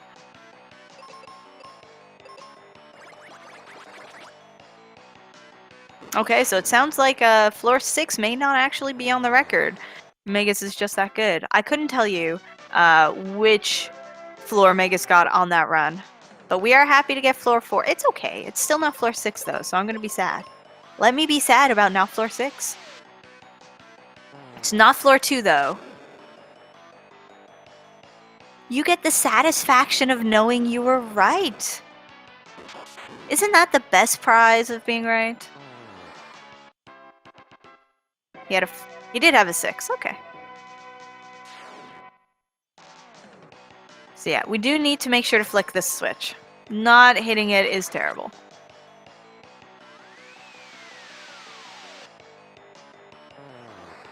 Because again, there's nothing worse than to get to Pazuzu and be like, okay, we're gonna fight now.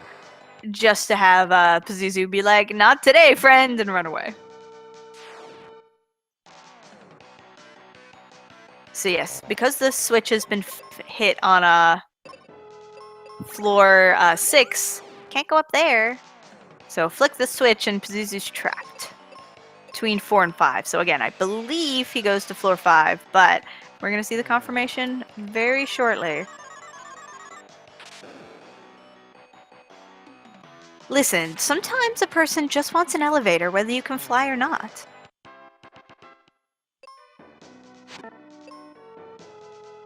So, switch hit! Time to go and talk to us a jerkbird.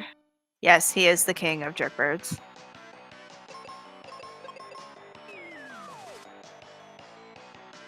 I'm not sure that Pazuzu has actually proved that his wings work. They could be decorative.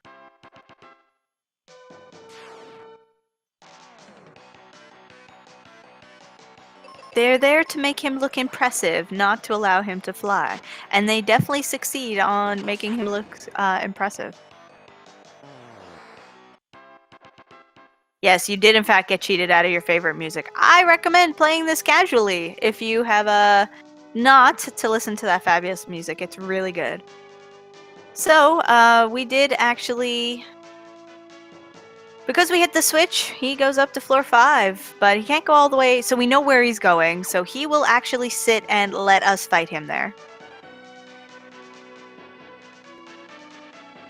Unfortunately, even though you can technically jump in this game, and it's a super amount of fun, it's not something you want to do, because jumping is... you lose frames by jumping, so any of us who play this game just want to jump literally everywhere, but it is legitimately slower to jump places, unless you're jumping over something that's in your way, than it is to just walk. It's sad. Yes, definitely. Yeah, learn Hundo, download the music, all good things. Metal remixes for this are fabulous.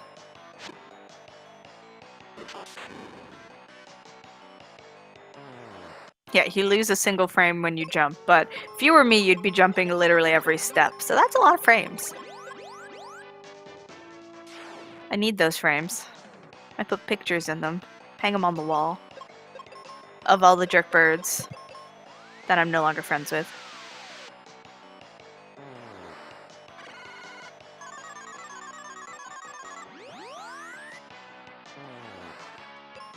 So we're not too worried about Kaylee being blind, because she's just going to cure herself anyways, as all good, auto AIs do. There could be an a cappella version of Doom Castle somewhere. I'd be shrugging. I wish there were an option to manually shrug rather than just plot reasons. I would also shrug. If nothing else, truly, the music makes up for a lot of the faults of Mystic Quest, and it's really not as bad as people make it out to be. If you're comparing it to some of the, fancier Final Fantasies, then yeah, it's definitely not going to hold up. But for a game on its own, it's actually really quite fun. But yes, this is the room. Correct. So with that, it is time for everyone's favorite jerkbird. Said nobody ever. Oh no, prepare to meet your doom. Oop, that's not what I wanted. So, our ever lovely pal, Jerkbird. Wow. On point. So we only have a few turns. It's 5 turns, I believe, the first round, and then 4 turns every time thereafter. Before Pazuzu puts up his Psycho Shield. His Psych Shield, and what that does is it causes him to counterattack whenever he's hit by magic. So it is something you definitely do not want to do. So we want to get as much magic damage in on him as possible before that Psych Shield comes up. But thankfully, because we are using wizard spells, of which we only have about 4, eventually we are going to need to use Seed anyways. So it is really works out that whenever he does his Psycho Shield, ooh, dangerous, you get to use your the Seed. However, unpetrifying Kaylee is the first thing you want to do, because we need her. And if SNES or Ben there is to get petrified at the same time, that's done. Okay, done. Psych Shield down. Pazuzu does the same movement and sound, both for starting and ending the Psych Shield. So, and his timings are always the same for it. He'll do the Psych Shield at the end of a turn, so you will get time to attack him before he does it if you don't want to count. But definitely pay attention for when he takes it down. So there we go. There's our next Psych Shield, but he is getting down. Again, his battle form does change the more damage we do. But yes, this is not a nice battle at all. Okay. Yeah, we don't talk about Pazuzu's palette swapped cousin, or not until we get there. I don't like it. I don't like it at all. That's my personal jerkbird. Sadness. Swagbird. I like it. So there we go. Psych Shield again. So if Pazuzu is just mean, it can really get dragged out while you're waiting for that Psych Shield to go away. However, better it to be slow than for you to be dead. Definitely. So using another Seed so we can get going for the meteors. So no, he's just a little tired. Don't worry about it. But yes, where Kaylee was on auto. And RPGchick anticipated that death, because it was very likely that was going to happen. So by having her on auto, it allows her to bring him back, and since he had a move inputted before he died, he was able to do it once he was resurrected. And we are in the last form of Pazuzu. Just chilling there, lying down on the ground, and done. First try Pazuzu. That is excellent. Again, Pazuzu is one of the worst bosses in this game. He's terrible. But we've reached the top, and we have freed our last crystal. Technically the 3rd crystal, but our last crystal. It has been freed. The timing of your spell after resurrected depends. You have to have actually inputted it on that same turn you died on. Otherwise, it won't. If you're dead at the beginning of the turn and get resurrected, you're not going to do anything. Ben's just going to sit there. However, we're getting ready to do a new glitch. So we're going to this time buy 0 cure potions and do nothing with them. Do not use 1 cure potion after you have bought your stack of 0 until the correct time, otherwise you will soft lock. And the correct time is you need to talk to Otto here. So you can recruit everyone's favorite sandwich, Ruben. That person we are very attached to. We're very close with Ruben, spend a lot of time. So, and the reason is we need Kaylee to leave our party. We absolutely must have her leave. And what the glitch does is by using one of the cure potions, it puts a bunch of items into our inventory. One of which being the Thunder Rock, which we need we were supposed to go to a dungeon and get it, but we didn't do that. And by using that rock, we need to go up here. So I think this cutscene still happens even if you've used your potions early. However, because you still have Kaylee in your party, she won't be standing next to the bed. And in order to get your next progression item, you need to talk to Kaylee. So if she's in your party and therefore you can't talk to her, you have soft-locked because you cannot get the item you need. So always make sure to talk to Otto and get Ruben first. But as soon as Kaylee is out of your party, please use one of your potions, one of your cure potions, break your inventory again. And once you have Bomb Spencer's place from the other side, as one does, and you have gotten the Captain's Cap, which I'm sure will be plenty useful, we're going to head on and to another teleporter.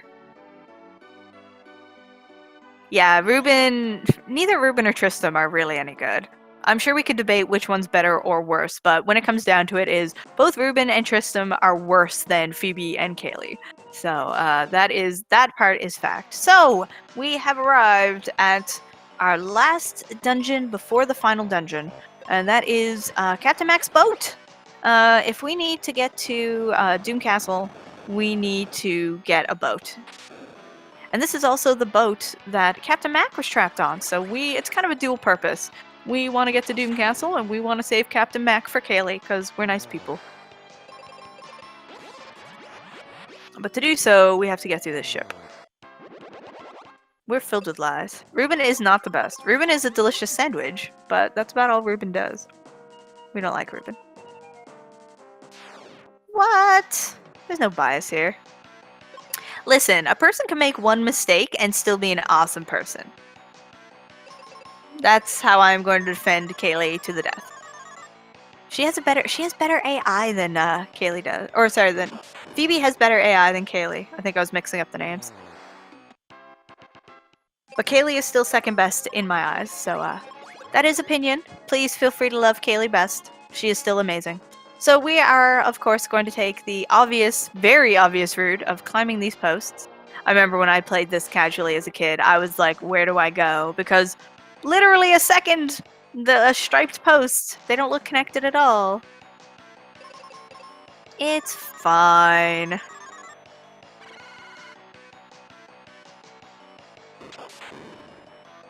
So yeah, thankfully, while Ruben doesn't have a lot of stuff going for him, he does have the white spell, which is quite capable. So we're going to use advantage of that. It is one of the few good things, but when we get Phoebe back shortly, she also has the white spell. So Phoebe's just better Ruben? Confirmed? Oh my gosh, this ship, playing it casually is incredibly frustrating because there's enemies everywhere. You don't know who you're supposed to fight. Yeah, those posts don't look climbable at all, let alone the way you traverse them. And like, you look like you should take the enemy's path, but it's like, no, we're taking the easy path. So yeah, once you know where you're going, the ship is incredibly quick. There's barely any monsters you have to fight. A pretty direct path, but casually, it's a pain. It's not very nice at all.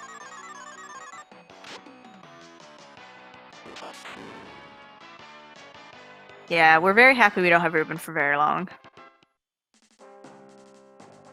But we have completed the boat. We have done all the enemies we need to. We're going to pick up that chest, getting our last main armor of the game. And Kaylee shows up because we show... I don't know why she couldn't have shown Captain Mac, her dad, the hat, but that's how it goes. So we show the hat to Captain Mac, Kaylee shows up, and Ruben collapses because apparently Ruben's still pretty injured from his fall earlier, as you would. And so, you know, our Bro Venture team has showed back up of Spencer and Tristram being like, oh hey, what up?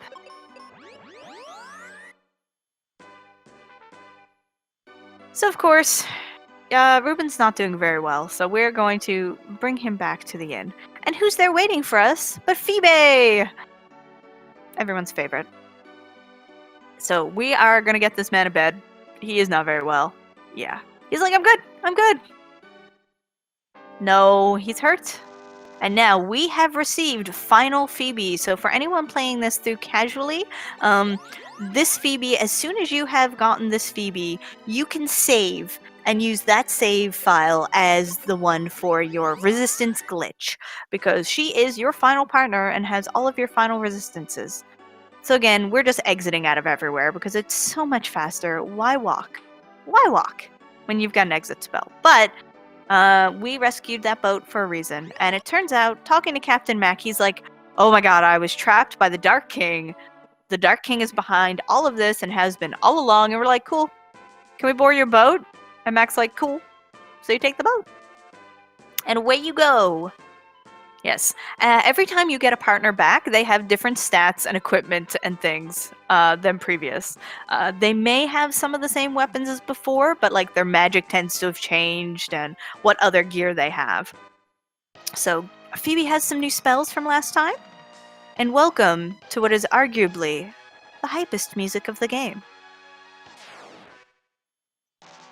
I know many folks like this music best. What? I thought the Dark King was a pal.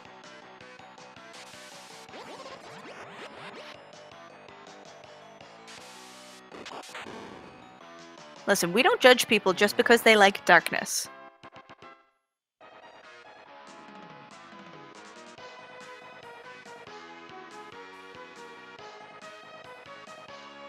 My favorite music is the boss battle theme with the Dark King music being the my second favorite. But this is hype music. So, there's an intended route, of course, to go through here, and we're not taking it because lazy, and we want to go fast. But first, this item RPGchick is picking up is optional. However, it adds an incredible amount of safety for this last dungeon, and so for Marathon, it makes it much safer to pick it up. And in this chest is the Aegis Shield. So we definitely want that. There are some status ailments which are cast by some of the enemies in this dungeon, which are now defended.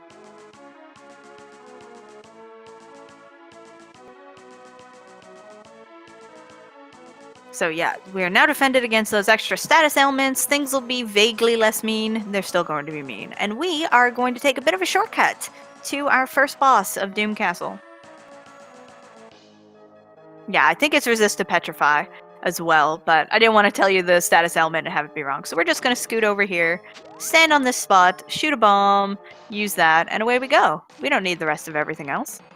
So, we are to our first refight, Skullsaurus Rex. And one of the cool things about the first two boss refights in this place is, for some reason, they did not give the bosses the boss bit. So you can just exit them. We're like, see ya, boss. The shadows and the enemies that come with these first two bosses are actually much more dangerous than the boss themselves, because you're just like, bye. So that's the first of 4 refights done. Easy peasy. So with that, we get to use the Sky Key. We did not bother to, the Sky Coin, we didn't bother to pick up from Pazuzu's Tower, because due to our earlier duping and item inventory breaking, we already had 3, so we didn't need to pick it up. So here we go. We are now into, each area is kind of a refight area, revisit of each of the 4 areas in the game. So we have now come to the ice area, which in my opinion is the worst, the absolute worst area, because it is a maze. And I don't like mazes. So it's very easy to get turned around and mixed up here, because not only is it a maze, there are switches, the path loops around. Yeah, it's pretty not fun. Ever fought the right side monster? Which one? I'm gonna say no. Amazing, yeah, exactly. So yeah, if you miss out on either one of these switches, you're just like, ugh, and you have to walk all the way around again. So not so fun. So yeah, make sure to jump in the correct spots rather than using your Dragon Claw. and then walk around and hit the switches. So RPGchick is going to make this look incredibly easy because it is once you've learned it, but there's just so many switches all over the place. Making sure that you hit them all is impressive.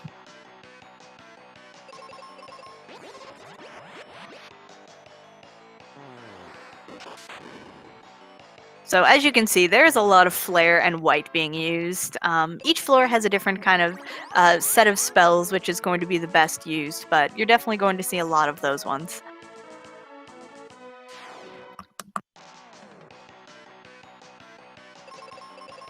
Wow. So not only are we getting two, again, any of the non-four main bosses that you fight in this game, so any of the other bosses come back as just regular enemies, because why not?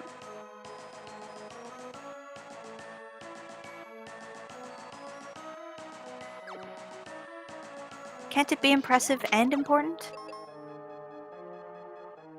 So yeah, you're constantly having to switch between your Dragon Claw and your sword in this area.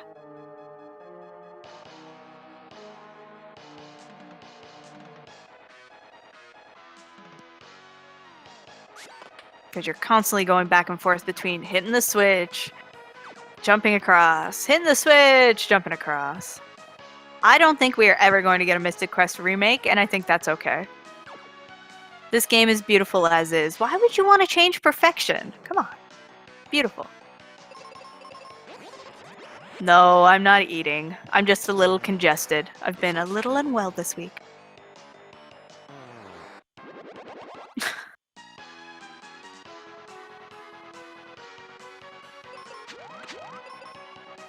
There was a fan-made remake. Cool. So this is the second of two bosses, which did not get the boss bit. So again, we're just going to exit that boss, because why would you fight a boss when you don't need to? Truly.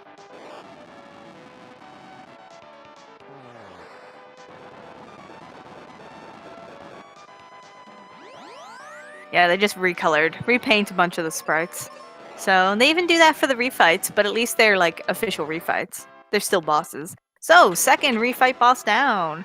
2 to go. So we have a special treat coming up for you next, though.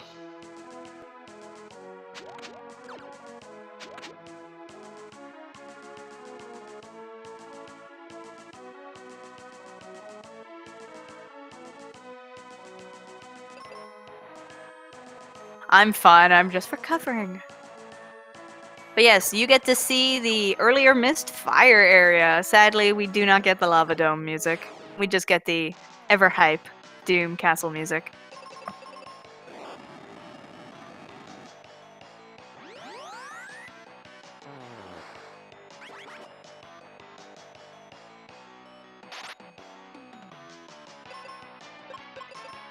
Listen, everyone wishes they too could have a dragon dog. Yeah, this fight might be okay. Yeah, so you're good. It doesn't matter if your partner dies so long as you can get through the battle. It's when your partner dies at the beginning of a battle, which Ben cannot possibly win on by themselves, that you start to get a little worried. Look at the puppers. Look at them.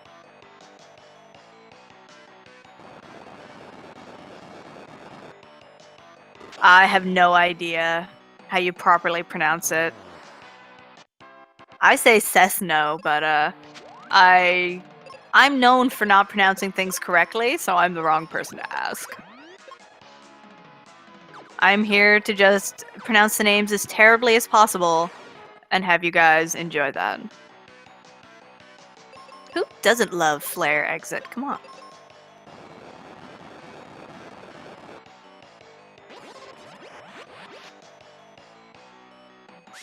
Seth, no! See, this is Oliver. There's enough dogs here for all of us. Listen, Wells. Okay, so this enemy here, we technically don't need to fight right now, but we do need to fight it to escape this floor. So it is, since we have to walk past the Cerberus right now anyways, it is easier to just destroy it now.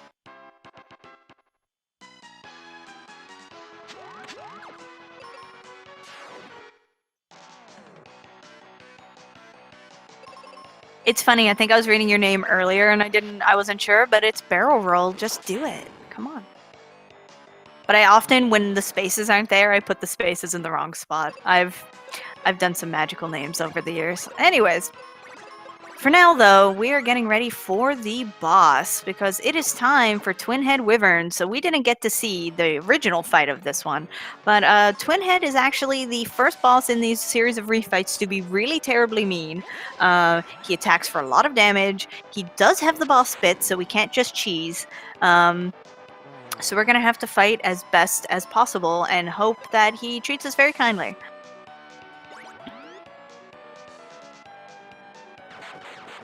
Right? It's so easy to do, especially when people don't have like the capital letters in their names. So the strategy here is, generally speaking, keep Phoebe alive.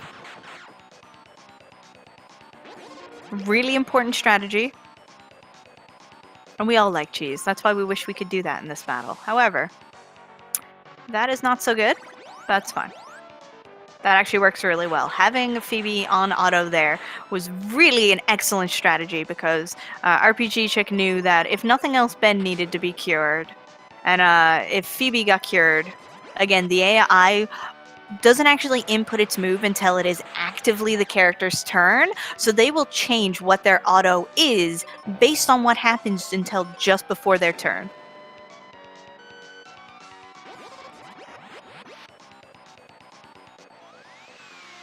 So we are in the last stage of this boss, and it's done. Very well done. This is why RPGchick is running this. So yeah, even though life will cure status ailments inside of battles, outside of battles, you are stuck using heal. And it's while you're in the menu anyways, it takes very little extra time to just use those spells and to fully cure up and get ready for the next floor. However, we are going to the last of the kind of refight floors. This is Pazuzu's floor, or his refights floor.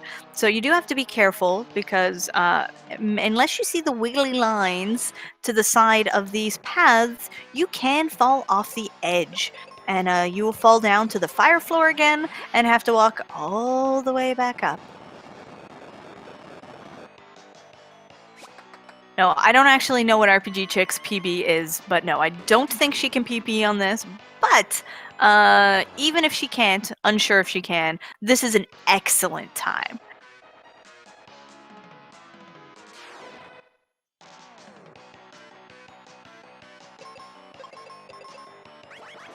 How many encounters in this game? I do not know that information, but it would have to be a static amount. So, well, a static amount for what they appear. But again, depending if you leave and come back in a place, they do regenerate. Okay, awesome. Yeah, floor 4 does tend to do that. Anything but floor 6 honestly tends to ruin PB attempts. Unless your previous PB was on a non-floor 6. But as soon as you get a PB on a floor 6, that's it. Any new PB has to be on floor 6.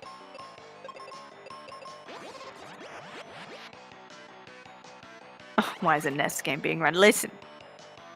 Cherish the beauty that is Mystic Quest. Yes, they really do like throwing these doggos at you. They put them on multiple floors. They're just like, oh hey, I heard you like Cerberus. We have a whole pack. Just for you. Please enjoy. Listen, when it comes down to it, all game developers are lazy or don't have the resources in some way, so they make up for it in whichever way they possibly can. And sometimes it's reusing sprites. At least they can means they can put their time and concentration and what resources they do have into making other things way better. So I'm sure there'd be something else which wouldn't be quite this amazing if they had to also work on programming so many extra enemies. So we'll just enjoy it.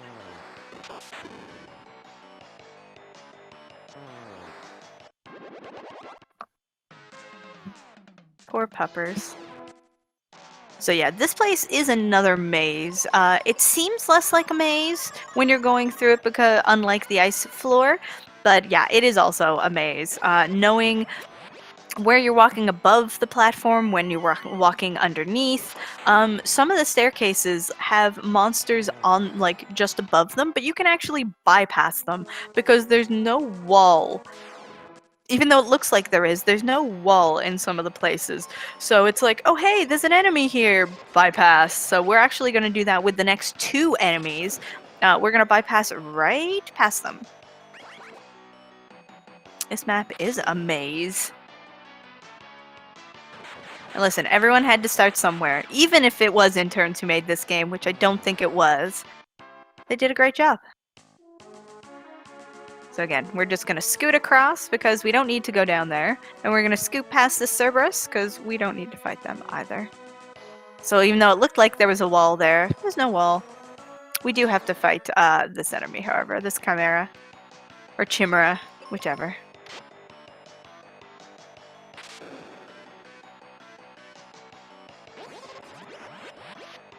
This game is really quite good.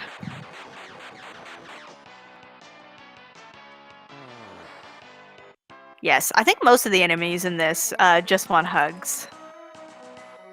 So one last enemy, and then we get to the final jerkbird of the game, who I pronounce as Zoo, and no one will convince me otherwise that his name is not Zoo. No, it's Zoo. No H. The H just makes it look dramatic.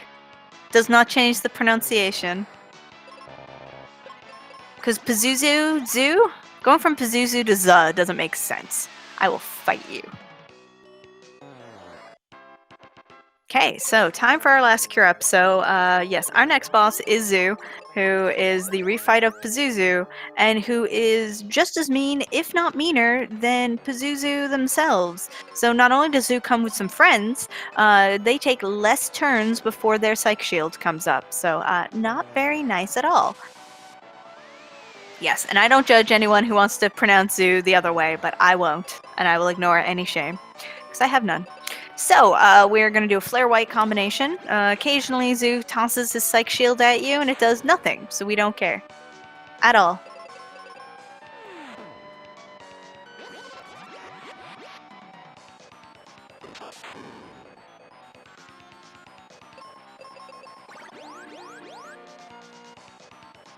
So yeah, keeping cured up is definitely important in this battle. I personally have had many a refight to Zoo. Zoo is not very nice.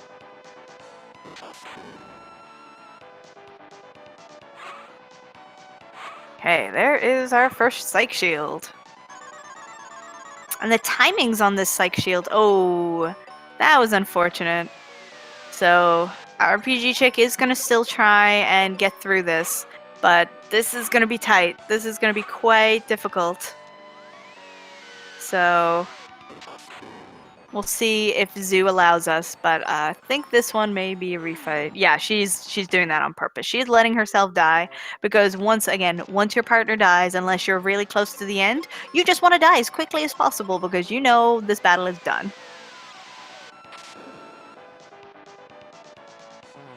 And don't worry, again, this game is just RNG. So much RNG. So dying, the fact that that's one of the first bosses she has died to at all is a tribute to RPGchick's skill in dodging as much of this RNG as possible. And she died again. See, again, sometimes Zoo just goes, oh hey, Phoebe looks tired. She should have a nap. And you're like, please. Please just kill me.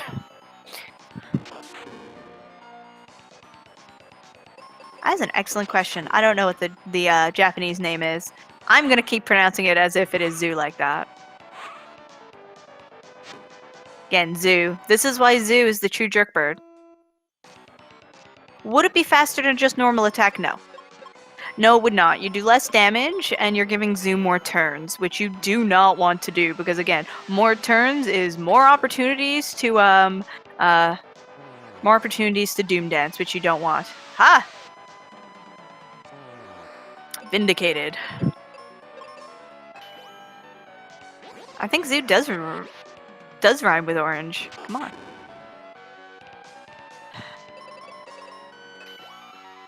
So yeah, again, dying in any of these fights Sometimes it's a skill thing, but most of the time, especially once you get used to the actual speedrun strats, is just simply the boss said no. You're just like, oh, cool. So again, kill SNES all you want. We're fine with that. Just leave Phoebes alone. We need her. Or at least wait until, you're much more damaged.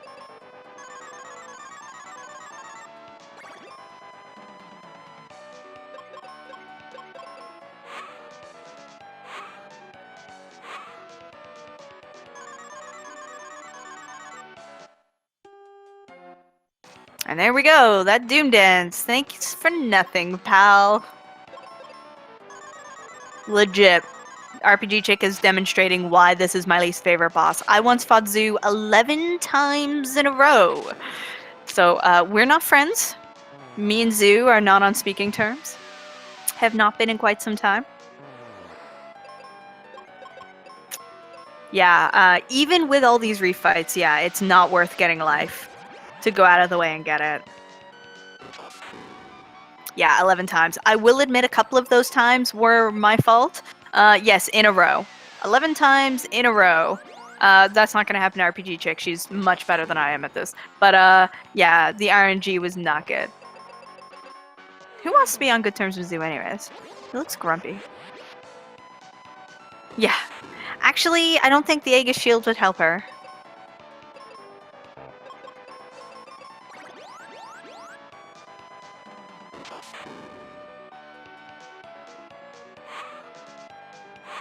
I love these pronunciation debates. They're beautiful.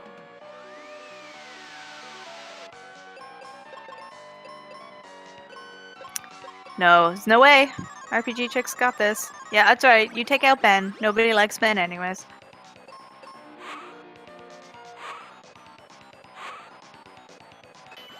That's also true.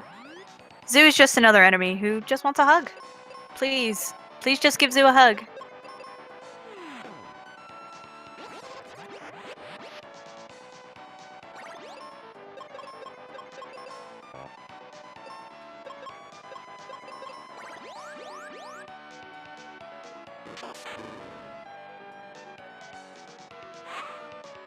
Okay, good. Excellent. Down to the final form with those creepy green eyes.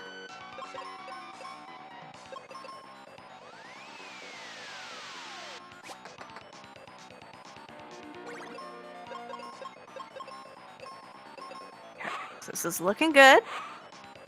This is actually at the point where... Oh, I'm not going to say it. I'll say it after. Never mind, I thought it. It was too late. I commentator thought.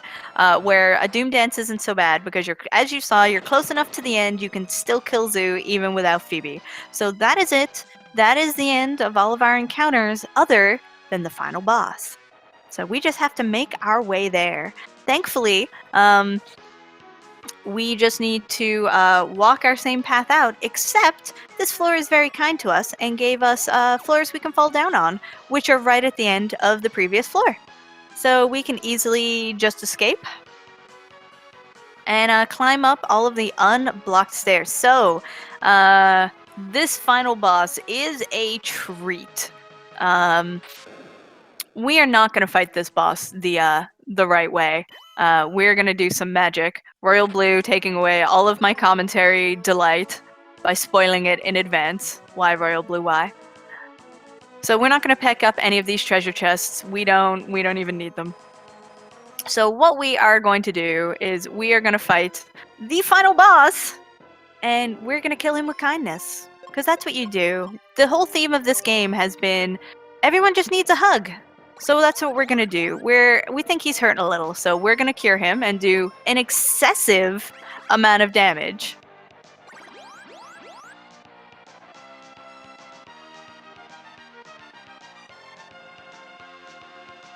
So we're going to use this to manipulate and do an underflow.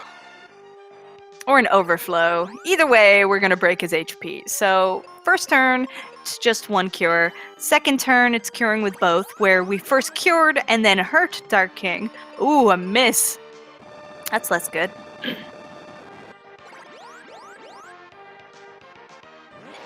And there we go, GG, battle done. So we underflowed and then overflowed and just totally broke the Dark King's HP to kill him with kindness, because that's what you do. So yeah, we absolutely brought it all the way. We just broke it. We just absolutely broke the Dark King. So surprise! Turns out the old man on the cloud was the Crystal of Light all along. So we just stuffed the crystal in a cloak and sent them flying around, and somehow we thought it was a person. They did it. It was a very good disguise, I have to say. That being said, unfortunately, we're not going to have time to bring RPGchick in here to talk about how fantastic her run was, but please, please give her a follow. She did an amazing job. Yeah, that could have been a PB if the game had have agreed, but RNG, that's why Mystic Quest is not always fun to run. So with that, I'm going to hand this back to the Speed Gaming crew for your next run. Thank you so much for having myself, Natara, and the RPGchick here for your event. And again, please give RPGchick a follow. She did an amazing job on this run. So thank you again, and good luck with the rest of the marathon.